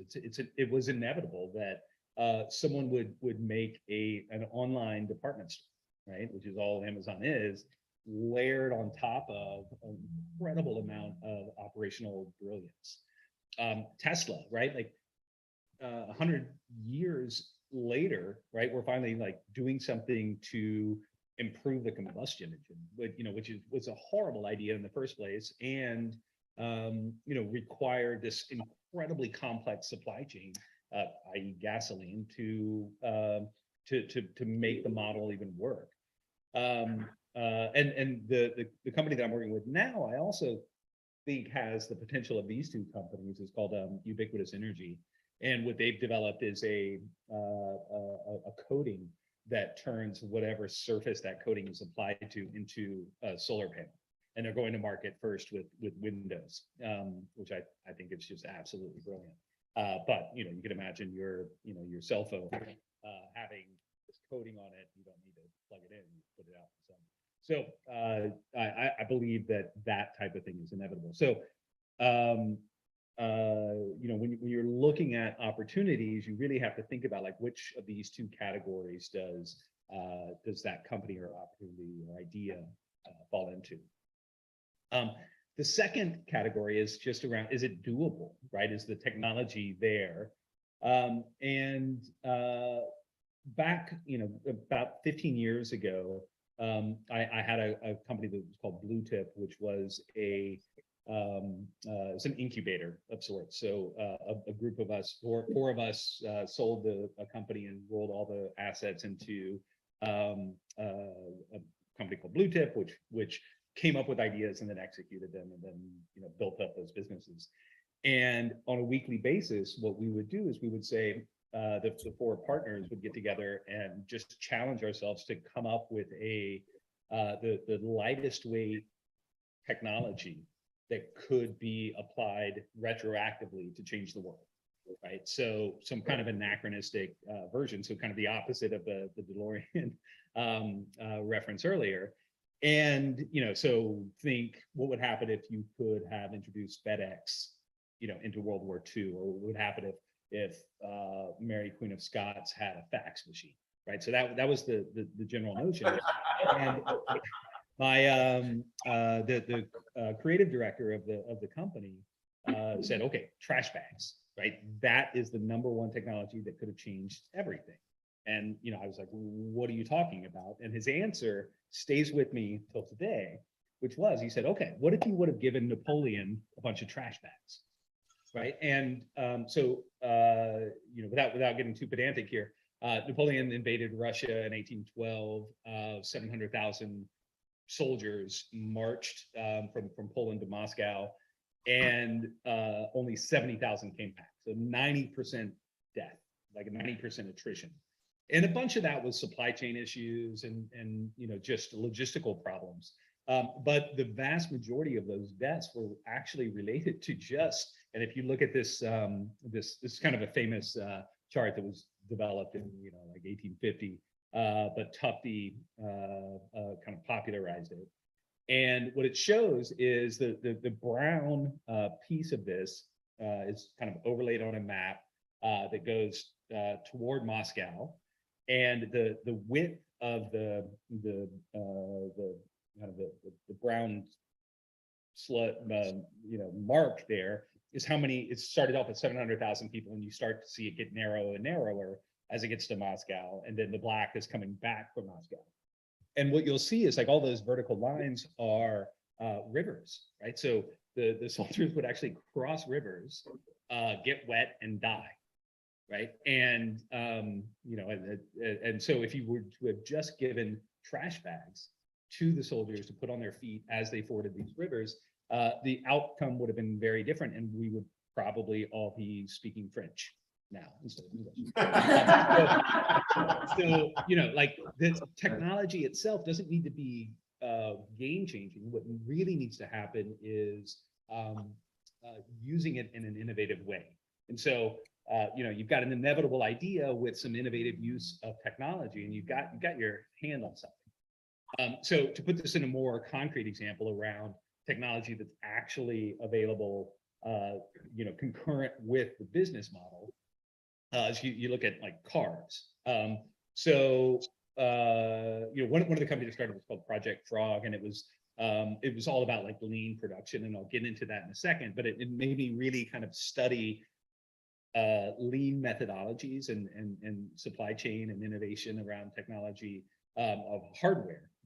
And, you know, everybody thinks that Henry Ford was kind of the inventor of, you know, the modern car production, but that wasn't necessarily true. Like what actually happened was that, you know, if you go back to, you know, 1905, give or take, there was a book written called On the Art of Cutting Metals, bestseller. And this guy named Henry Leland read it. And what had happened, like when cars were being made back then, it was all crap. Everything was handmade. The engine was handmade. The steel was forged on a one-off basis. And so what Henry Leland learned from reading this book is that actually you can pre-forge an engine block and be able to cut it up in a persistent and consistent manner that would enable you to do 100 pieces at a time, and then kind of put them together, and you didn't have to create each engine on a one-off basis. And that changed everything. And Henry Ford then said, oh, wait a second, if we can do that, then what we can do is have unskilled labor or minimally skilled labor kind of put everything together and created the assembly line. Right. So there was an academic paper that was kind of picked up by a technologist who applied that to engines and created the company Cadillac, which was then brought into mass production by Henry Ford. So innovation of technology is absolutely key. It's not about inventing new technology. So that's kind of the second piece. And so to put that into more kind of modern terms, back in 2006, I co-founded a company called Project Frog, and that was born of frustration, right? And I think that most entrepreneurs and their ideas come from just being really frustrated with reality. In my case, I was doing a bunch of real estate development and just super frustrated. I don't know if any of you have built a house or you know, even like remodeled. It's insane. There's so much head scratching that goes on site. Nothing is kind of pre-thought through, no matter how much it's anticipated to have been. You know, what I saw when I started researching the problem is this graph, which is out of date, and I'm sure it's even further spread now. But what's happened is that the efficiency of construction has dropped dramatically, while the efficiency of manufacturing products has gotten way more efficient. And that to me just doesn't make any sense, right? Because if, again, going back to cars, on a cost per square footage basis, cars and buildings are about on par, right? But cars are smart, and they move, and they're waterproof, and they do everything the building does and more, and they cost the same on a cost per square footage basis as a dumb box, and that's insane. So what we did at Project Frog was say, okay, well, let's just steal all the technology that product design and development and have been doing, and let's bring that into the built environment. You know, number one, we just kind of sat down and thought, and you know, drew a bunch of diagrams and then got those patented. But and then, you know, infringed on our own patents. That was the whole notion of Project Frog. And what Project Frog did, we created buildings. The end result was buildings, but we got there through a pretty innovative way through our software. So what our software did is it enabled architects to design buildings, but then what we would do is we would analyze them and optimize them around resource utilization and energy efficiency and thermal comfort and daylighting and all the things that matter to humans that designers don't necessarily have the data to support, right? They have intuition, they have great design, they have aesthetics, but they don't have the actual science. So we enabled the science to do the optimization on behalf of the architects. and then ultimately create shop drawings and make the parts and get everything ready to go to actually build a building. So we created that set of patents, and then we created the software that would deliver that, and then we created the partnerships that would make all the stuff that we designed. And the way that we would do that, the way that we would make stuff, is that we kind of threw out the notion of let's completely ignore the design, right? Let's instead just focus on what's the data that's driving the design. So the data was the most important thing, and visualization was irrelevant, which enabled us to do a whole heck of a lot via software quickly and inexpensively, because we didn't have to put a design layer on top of everything that we were doing. And so what that means in practice is that, you've got, to take a very simple example, how much weight can a steel girder handle at various lengths and at various thicknesses. And so that's all it's just a spreadsheet. And so what we were able to do is, like, when an architect is putting openings in one area or another, and that replicates and has ramifications throughout the building, we could just do the math around that and figure out what would be required to do that based on the design, handle the optimization, and then shoot it out to shop drawings, right? So we have steel fabricators in this example, where we would literally, I just have back then an FTP site where the steel fabricators could just pull our shop drawings down, put that into their CNC machines or the equivalent, and just fabricate everything without any human touch from the design all the way to fabrication. And then we had a logistics software on top of that enabled things to be shipped out to site.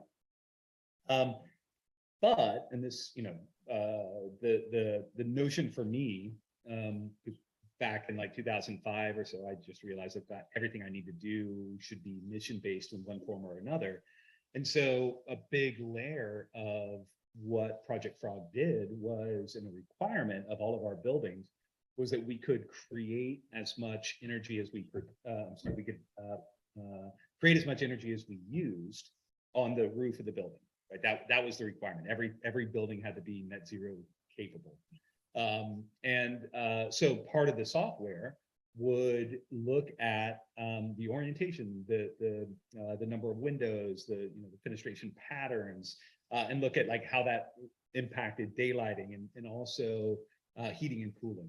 And so what this graph shows is that on the horizontal axis is just months of the year, and on the vertical what the exterior temperature is, and the graph itself shows how much heating or cooling energy is required to create a thermally comfortable environment. And then this piece here just shows how many PVs would need to be on the roof for that building to create a net zero building. So incredibly cool stuff that took building time from a year and a half down to about 4 months, that was something like 20% of the energy utilization and overall for a given building in terms of production, and even less in terms of operation. And so today we've done about north of 500 buildings all around the world, for educational facilities, for medical facilities. We do a bunch of stuff for the military, and now the company's kind of on a next gen path, which isn't totally public, but really kind of interesting path around utilizing just in technology in an innovative way, right? We didn't invent anything. Everything was already there. All we did was kind of repurpose it. So that's 2. 3 is around, kind of product market fit, which in part, if what you believe is inevitable, if the company's product or service or whatever is inevitable, that's product market fit is kind of embedded in it. But, as a thought experiment, when you're thinking about a company, I believe you got to really say, look, is there an identifiable problem that we're solving? And is that problem big enough? And are the people who have the problem, do they acknowledge that it's a problem, right? And then finally, is it addressable? Can you find those people, right? So all of those pieces kind of come together to determine, do you have a product that could solve a problem that people want to be solved at an affordable way? And can you find them in an affordable way? And the kind of the next point is there are always early adopters, right? Like weird fact is that sheetrock, right, was introduced 65 years before it was the common practice, right? Way cheaper, way better in many respects, but the practitioners just didn't buy into it. And so can you find, when you're thinking about a company, can you find accelerating customers who are going to get the company or the product beyond that early adopter phase, beyond the fast follower phase? Can you get into, the mass market adoption? And can you find customers who can help you do that? And then, obviously, differentiating yourself in your go-to-market strategy or your sales strategy, that also has to be there. So you can't just have innovation around the product, you also have innovation around the delivery and sale of that product. And then, so all of that, put that in a bucket to the side. At the very earliest stages, you have to have some notion of, can you get a customer? Can someone want to buy this thing? Can you test all of these assumptions in a really inexpensive way to prove out whether there's a business there at all? And if so, are there growth hacks? So another company I had was called the Parasale. We did, we help people finance stuff. And what we would do is we hired a crew of people to go to the websites of our potential customers and just pretend to be customers of Parasales and say, hey, do you take Parasale? Right? Is that a product that you accept? And 99% of the time they didn't. We were a little startup, right? But the very first thing that company would do is look up Parasale. And so we had a whole easy setup process that would happen. And we went from 0 customers to about 9,000 customers in 2 weeks doing that. So, the little growth hacks are absolutely crucial. And so if you can't think of a growth hack, it may be challenging to start that company. The next big piece before finding funding, right, is around just the right team. Right? And we all, everyone I know who started a company starts it with their friends, right? And that's totally wrong, right? Not because they're friends, but because you really need to hire or partner with internally the right people who have the right expertise. And so you have to absolutely go against your bias toward being inclusive of your network and actually flip it on its head and go way outside your network to find the right people in order to be successful.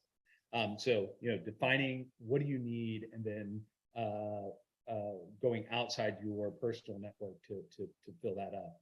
Now, that said, in the early days, it's all about utility, right?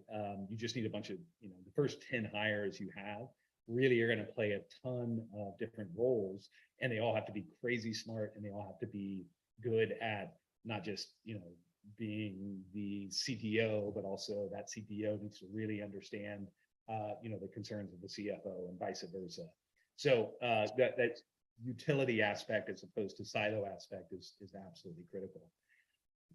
That said, any small company that's just getting going, and I believe this is true for much bigger companies as well, need to identify where their gaps are with respect to their ability to scale, the ability to grow. What are the holes that are preventing them from getting to the ultimate revenue models that they're hoping to achieve? And that has to be done through partnerships, right? And so Project Frog, for example, we had a distributed manufacturing model where we just held the designs. That's what we owned. And we outsourced 100% of the manufacturing to the various expertise throughout US, Canada, Japan, Mexico, Canada. What that enabled us to do was to really decrease our capital expenditure requirements, our CapEx requirements, but it also enabled us to move faster because we had more product in market faster. We were, what's more, doing joint development efforts.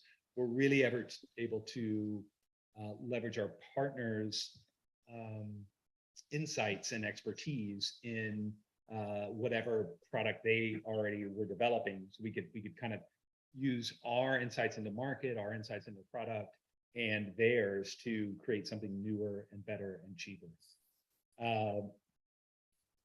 And then finally funding. So I've raised, I don't know, $150 million or so for the various companies that I've been involved in. And it sucks. I hate raising money. Even if you do everything that I just described, you have great product market fit, you have the right team, you have the right technology, you have an innovative business model, you've got competitive advantage. It's still hard. You'll get funded. If you have all of those things, you'll get funded, but it takes a ton of time, right? It takes 6 months to raise a round of financing.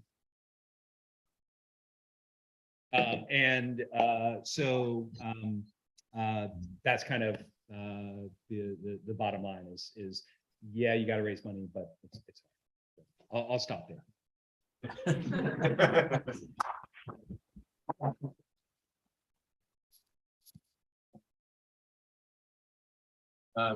Adam, can you hear me? Yep. Okay, thank you so much. We are going to have a few minutes of Q&A. I'm going to try to keep it just sort of to 4 questions, one to each of you, really. Sorry, Adam, we're cutting off because we're running out of time on our end. I actually want to go all the way back to Artie. So here? Yeah. Okay. Here's a question for you that it also actually applies to David and perhaps everybody on the panel, really. But my understanding, if we want to achieve real carbon neutrality, right, and we can look at this narrowly in the smart grid or the bidirectional energy market, like how do you actually account for the 3 levels in the sense of you have energy production, you have energy use, but you also have the entire supply chain. So when you're talking about carbon neutrality and achieving it, how do you actually prove that you're going to achieve it? And it's a leading question because it leads to other topics here. Okay, that's an important question. And so say it again, the 3 was energy use. Well, energy generation, energy use, Yeah. and the entire supply chain when we really want to understand Sure. carbon accounting. Okay, good. So I think we are experiencing electrification. And definitely what I like that this the whole presentation about blockchain, and it's basically increasing also our electricity use. So electricity use and EVs and all of that, that's definitely going to be a huge thing. I think Mark also mentioned those electric planes, they're going to come one day. So everything going to be electric. Like, I mean, that's so energy use is a key factor. But on the other hand, energy generation is, I guess, the most important answer to your question, I believe. I think that is important, how we source our electricity and in what way we source it. So that's at least the way I'm seeing it. I mean, I'm not having the full understanding of everything because I have my own little window of like what I'm doing in my business, and of course we are focusing on generation. But I believe everyone has his own way of arguing here. But all of those areas are important. But I would say generation. So I'm going to hand it over to Mark. It's a similar and follow-on question, which is, I guess the context is we talk about, again, carbon neutrality. We understand sort of level 1, level 2 really easily. We're doing it at university, and level 3 is really, really difficult. And you talked about the federal, the state, the financing options. You talk about how the shiny objects are getting all the investment. And that there are some other things out there that are equally important, perhaps even more impactful. how do we actually get people to understand that it's a bigger pond to play in? Good question. Well, we really got to show the numbers. We've got to convince people that this stuff works and makes money. And 20 years ago it didn't, right? And so we were all kind of catching up to the fact that we were selling things that didn't make economic sense 20 years ago. And getting, I don't have the answer to that because I've been trying to do energy efficiency for 25 years, right? And so, and sort of successfully we got things happening, but not to the extent that we need to. And an example, and this is what I'm trying to work on this air conditioning thing. So during the energy crisis of 2000, 2001 in California, there was a program that happened that nobody really remembers much, but I was involved with the Speaker of the Assembly to get it in. And we did a refrigerator replacement program in Southern California and Northern California. We went house to house, looked at each refrigerator, gave them a new refrigerator, and took out the old one. And if they had a second one, passed them to get rid of it. And this is pre-start. This pre-start, but this was, to reduce peak demand because of the electricity price, crisis that happened because of Enron and all those other things. And there were a lot of other things in it. And it worked. It really worked. And the peak demand went down. Well, but that was a one-off program. We need to do more of those. We can't, the subsidy is all fine, but we got to trickle down to the middle and lower income folks. And the only way to do that is government to pay for it. No, don't say it. So. Yeah, how are you gonna get a lower income person who lives in a apartment building with a landlord that doesn't really care, and they have window air conditioning units? How are you gonna get them a new air conditioning? They can't afford to pay for them. Third-party financing through energy units. We've been trying that for a long time. Yeah. Promise. Well, we can take that conversation further afterwards, but that I appreciate it as well. I actually wanted to move to David Tenenhouse.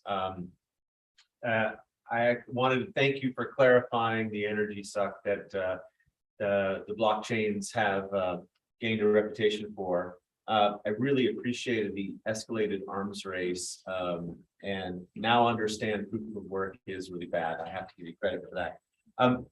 The question I have for you is perhaps a bit tangential, but when we think about the water and the energy nexus, right, this is actually a compounding problem, which relates to everybody in the room in the sense of clean tech, perhaps. How do you imagine that? Ostensibly, I'm focused on the smart contracts part of the value, helping with that dual problem. Energy production being completely the largest consumer is water, and the largest consumer of water is energy. And how are smart contracts actually going to make a difference? Well, I guess I'm going to back up a little bit to two of the prior questions, right? And it will get to your third question here. The first question was, essentially an accounting question of how do you account through the supply chain, right? There's the energy you use, there's the energy that's used to produce that energy, and then there's this third category, which is everything else in your supply chain. And the positive thing there is, if you're a large company today, you're probably filling out a carbon accounting report. And there are actually organizations that are auditing this and actually, calling companies to account to work out. Those are called Scope 1, Scope 2, and Scope 3. So there's actually formal terms. So the reason I say that is once we start actually accounting for these things, we can start recording them on the blockchain. You can imagine starting to have trading for them. So I think, we can, if you go back in time, and this is not my observation, it's from a colleague at MIT, that we did a great job actually of addressing the acid rain problem that we had a number of decades ago. And that was through a cap and trade type solution. And we probably need to get much more aggressive about that. And a starting point for that's going to be this accounting. Once you get the accounting, you can start using the blockchain to maintain those ledgers, to do the trading, to break things down into much smaller transactions. So it's not just large companies doing this kind of accounting, but it can be done at all levels. Now, the relationship here to the second question is that I think one of the big, or it's really to the answer to the second question, which I think was really good, is one of the big changes compared to 20 years ago is we've made huge progress, right, with solar and wind, and we now can produce for less than the other things. And, you know, so beating back physics, I can tell you from my Intel experience, is really, really hard, right? But now that the physics has been beat back on the generation side, we can now start applying software. And again, this is where blockchain and smart contracts can come into play to wring the efficiencies out of having beat back physics. I mean, you know, as you know, Adam indicated, now the invention's been done on that generation side. The innovators can kind of pile in. And I think, you know, I'm actually hugely optimistic about what the innovators are going to be able to do in terms of our ability to handle the supply side. Batteries, we're still beating back physics. So I'm just, you know, only really hoping that in, you know, 10, 20 years, if we beat back the physics on the battery problem, we'll be able to have another revolution there. So it's not going to be all really about blockchain by any means. However, I think thinking more broadly, software and the, you know, abilities software and networking give us to leverage those inventions, wrap innovations around them, there I'm hugely optimistic. Can I add one comment just back on the energy use? It's not just cryptocurrency and it's not just blockchain. It's data centers and everything we do. When you're on Google Maps and it's trying to find your route, that's going to a data center somewhere. And the amount of data centers that are being built are just unbelievable. Yep. And there's at least 30% unused capacity in existing data centers. And where are they building data centers? In the middle of a desert, which from an energy standpoint makes absolutely no sense because you've got to cool these things. Yeah. You know, just actually that's not entirely correct. If you look at the really large data centers by the large players, they are very, very good at locating their data centers where renewable energy is available, largely speaking. And if not, they're going out and creating sources of renewable energy where they can. So where I will agree with you is we are consuming more and more energy to do computation and storage. And the question is, does that computation and storage save us more on the positive side of the ledger, right? So Google Maps is a great example.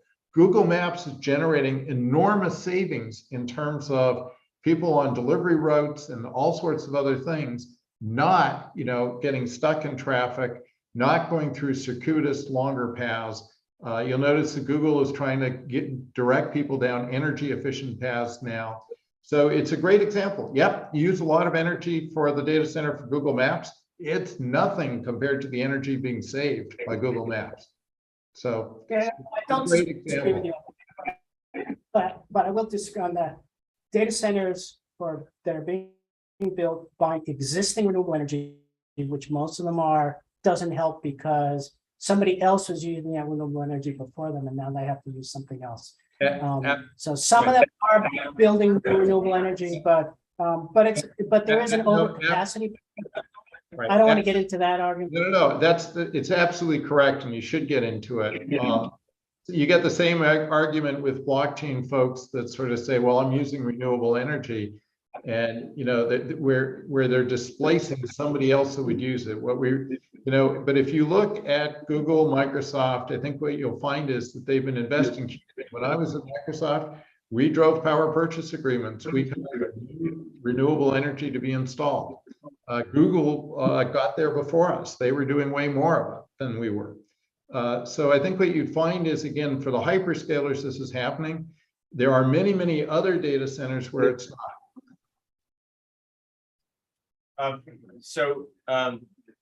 Adam, just to round out a last question before we open it up to the floor. really excellent talk in terms of the challenges and your approach to building businesses. I guess what I would ask you is outside of Project Frog, which I'm particularly interested in as an individual, where do you see the other market opportunities? There's a lot of diversity in this room, a lot of folks trying to build connections internationally between Switzerland and the United States and otherwise. Where would you tell people to be optimistic and look outside of the specific example, which you gave great detail about? Built environment. Optimism and opportunity are not necessarily the same things, but where I think there's a tremendous amount of opportunity, and where I look a lot is toward water, right? And how best to enable conservation and delivery of water. Second is around around waste. Right, so we've run at my house a zero waste home for about 3 years, and it's next to impossible. It's so hard and so expensive to just kind of decrease the amount of stuff that we use that's thrown away.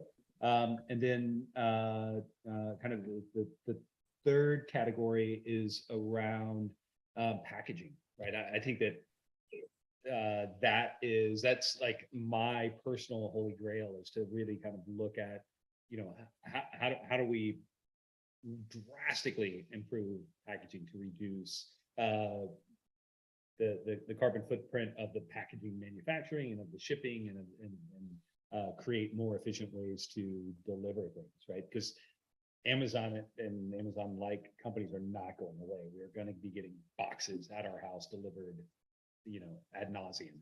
So what do we do there? So those are kind of the three categories of things that I'm not currently working on that I would love to be working on, because I believe thank you, Adam. So I am going to open up to the floor. Does anybody have a super burning question they want to ask any one of the four speakers before I actually let Matt ask his question? I mean, I have one question. Please. Okay. This question is for Adam. Hi. Introduce yourself. I was getting there. Hi, my name is Camila Pizarro, and I run a branding and marketing agency in LA with my partner Bill. And one of the things we're working on is that we actually do packaging. So that last little comment was just like blew my mind, you know, because it's so true. We're working on a company in that sector to actually try to like save waste. And one of the things in your presentation really stood out to me when you were talking about building teams. And I think I maybe have a completely wrong understanding. And you were talking about how when you build a team, it's best to look outside of your current network. And I'm just wondering, like, how would you go about doing that if you're already in that network and you're building like packages and we're so involved in that world that, like, what do you mean exactly about looking outside of your network to build that team? Because to me, it seems like a no-brainer to go within my own network, but maybe I just misunderstood that part of your presentation. No, I mean, I think that, and I guess it's a question of defining what your network is, right? But what I mean is that, you know, the vast majority of companies that I see or you know, get involved with in the very early stages are a group of friends who are doing X, Y, and Z, right? And the reality is that you to be successful, right, you really need to identify, okay, if I'm looking for a supply chain person, right, who's the very best supply chain person, and what's the definition of that role, and then going out and finding that versus, you know, who do I know who's relatively good at that. So how do you do that? You know, and this is the, you know, it's the paradox is that you can only do that through the strength of your network, right? But being really good about defining what you're looking for and broadcasting that out to the network that you have is way more important and ultimately, in my experience, leads to more success than finding someone who could do that job, if that makes sense. That makes sense. Thank you, Adam. Matt, I'm gonna have you ask our last question before we start drinking. Well, the question is, should I ask a question or should we start drinking? Why are they mutually exclusive? No, I think I'm gonna keep that question for next time, but I wanna do some closing remarks. It was a really remarkable session, and I want to say thank you for all our keynote speakers and panel participants. I was listening a little bit in the audience about the echo, and the sentiment and the feedback that I got was outstanding. So thank you very much for taking the time and be with us today, either here on site and virtually. Thank you. Thank you. Thank you, and stay optimistic. We can do this thing.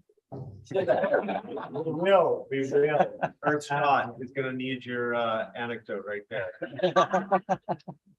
Furthermore, I want to say a couple more words for the chamber and what we are going to do going forward. So our main mission is to facilitate business growth between Southern California and Switzerland.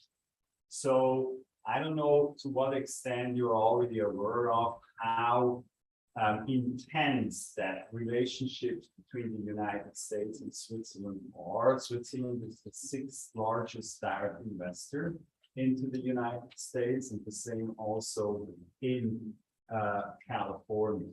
And Southern California in specific has a little bit diminished in the past 20 years of the radar of Swiss interest, right? So all the large Swiss players, they moved out of state. Most of the new kind of ventures, they didn't end up anymore in California or in Southern California. They either went to Massachusetts, New Jersey, Silicon Valley. Now also they go to Texas, they go to Florida. But looking at the economic power that Southern California has, right? Almost $2 trillion on GDP. I mean, it's the 13th largest economy in the world. If Southern California will be its own country. So having said that, and now we're looking at those technologies, clean tech, agri-tech, food tech, life science, digital health.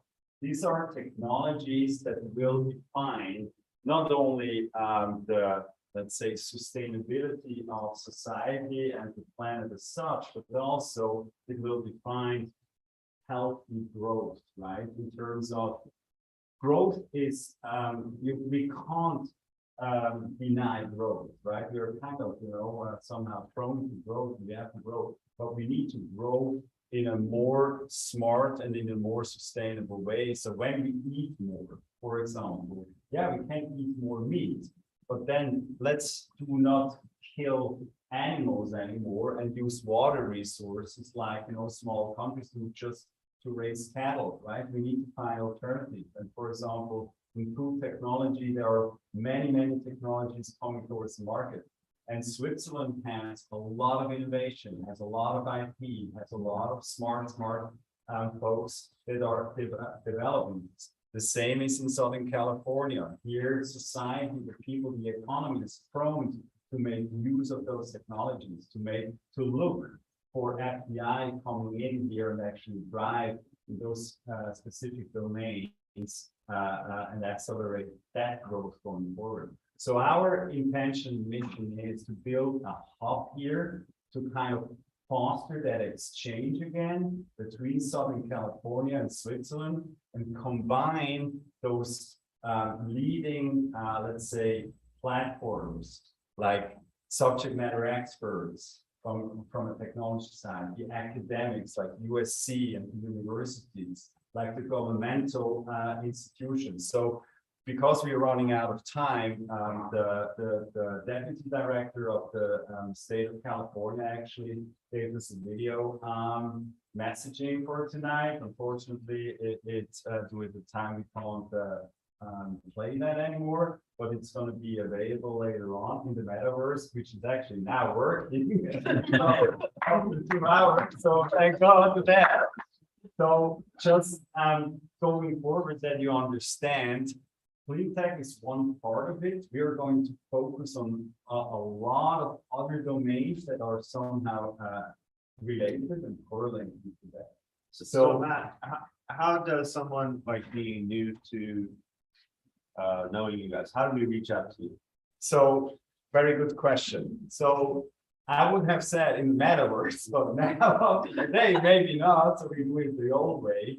So on one hand, we have very old-fashioned website, but we also have a LinkedIn presence where you can follow us on our LinkedIn page, right? Which is very easy. Where we also going to feed a lot of the kind of undertakings and events that we are going to do. But also every one of us that is here, Veronica, Camilla, Phil, we have Takeout, Arash, sorry, Arash.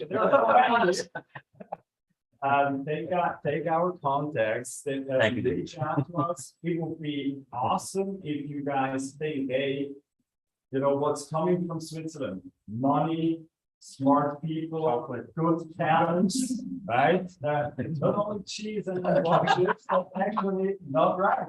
Much more. And there is really a lot coming, and now we have actually this momentum to kind of really revamp that, really bring that in. We have the support of Governor Newsom's office, we have the support from the Swiss State Department and all the related agencies. So it's really exciting time, and I hope we can. We were also talking about Swiss engineering over here. Yeah, Swiss engineering. So having said that, we have some Swiss stuff.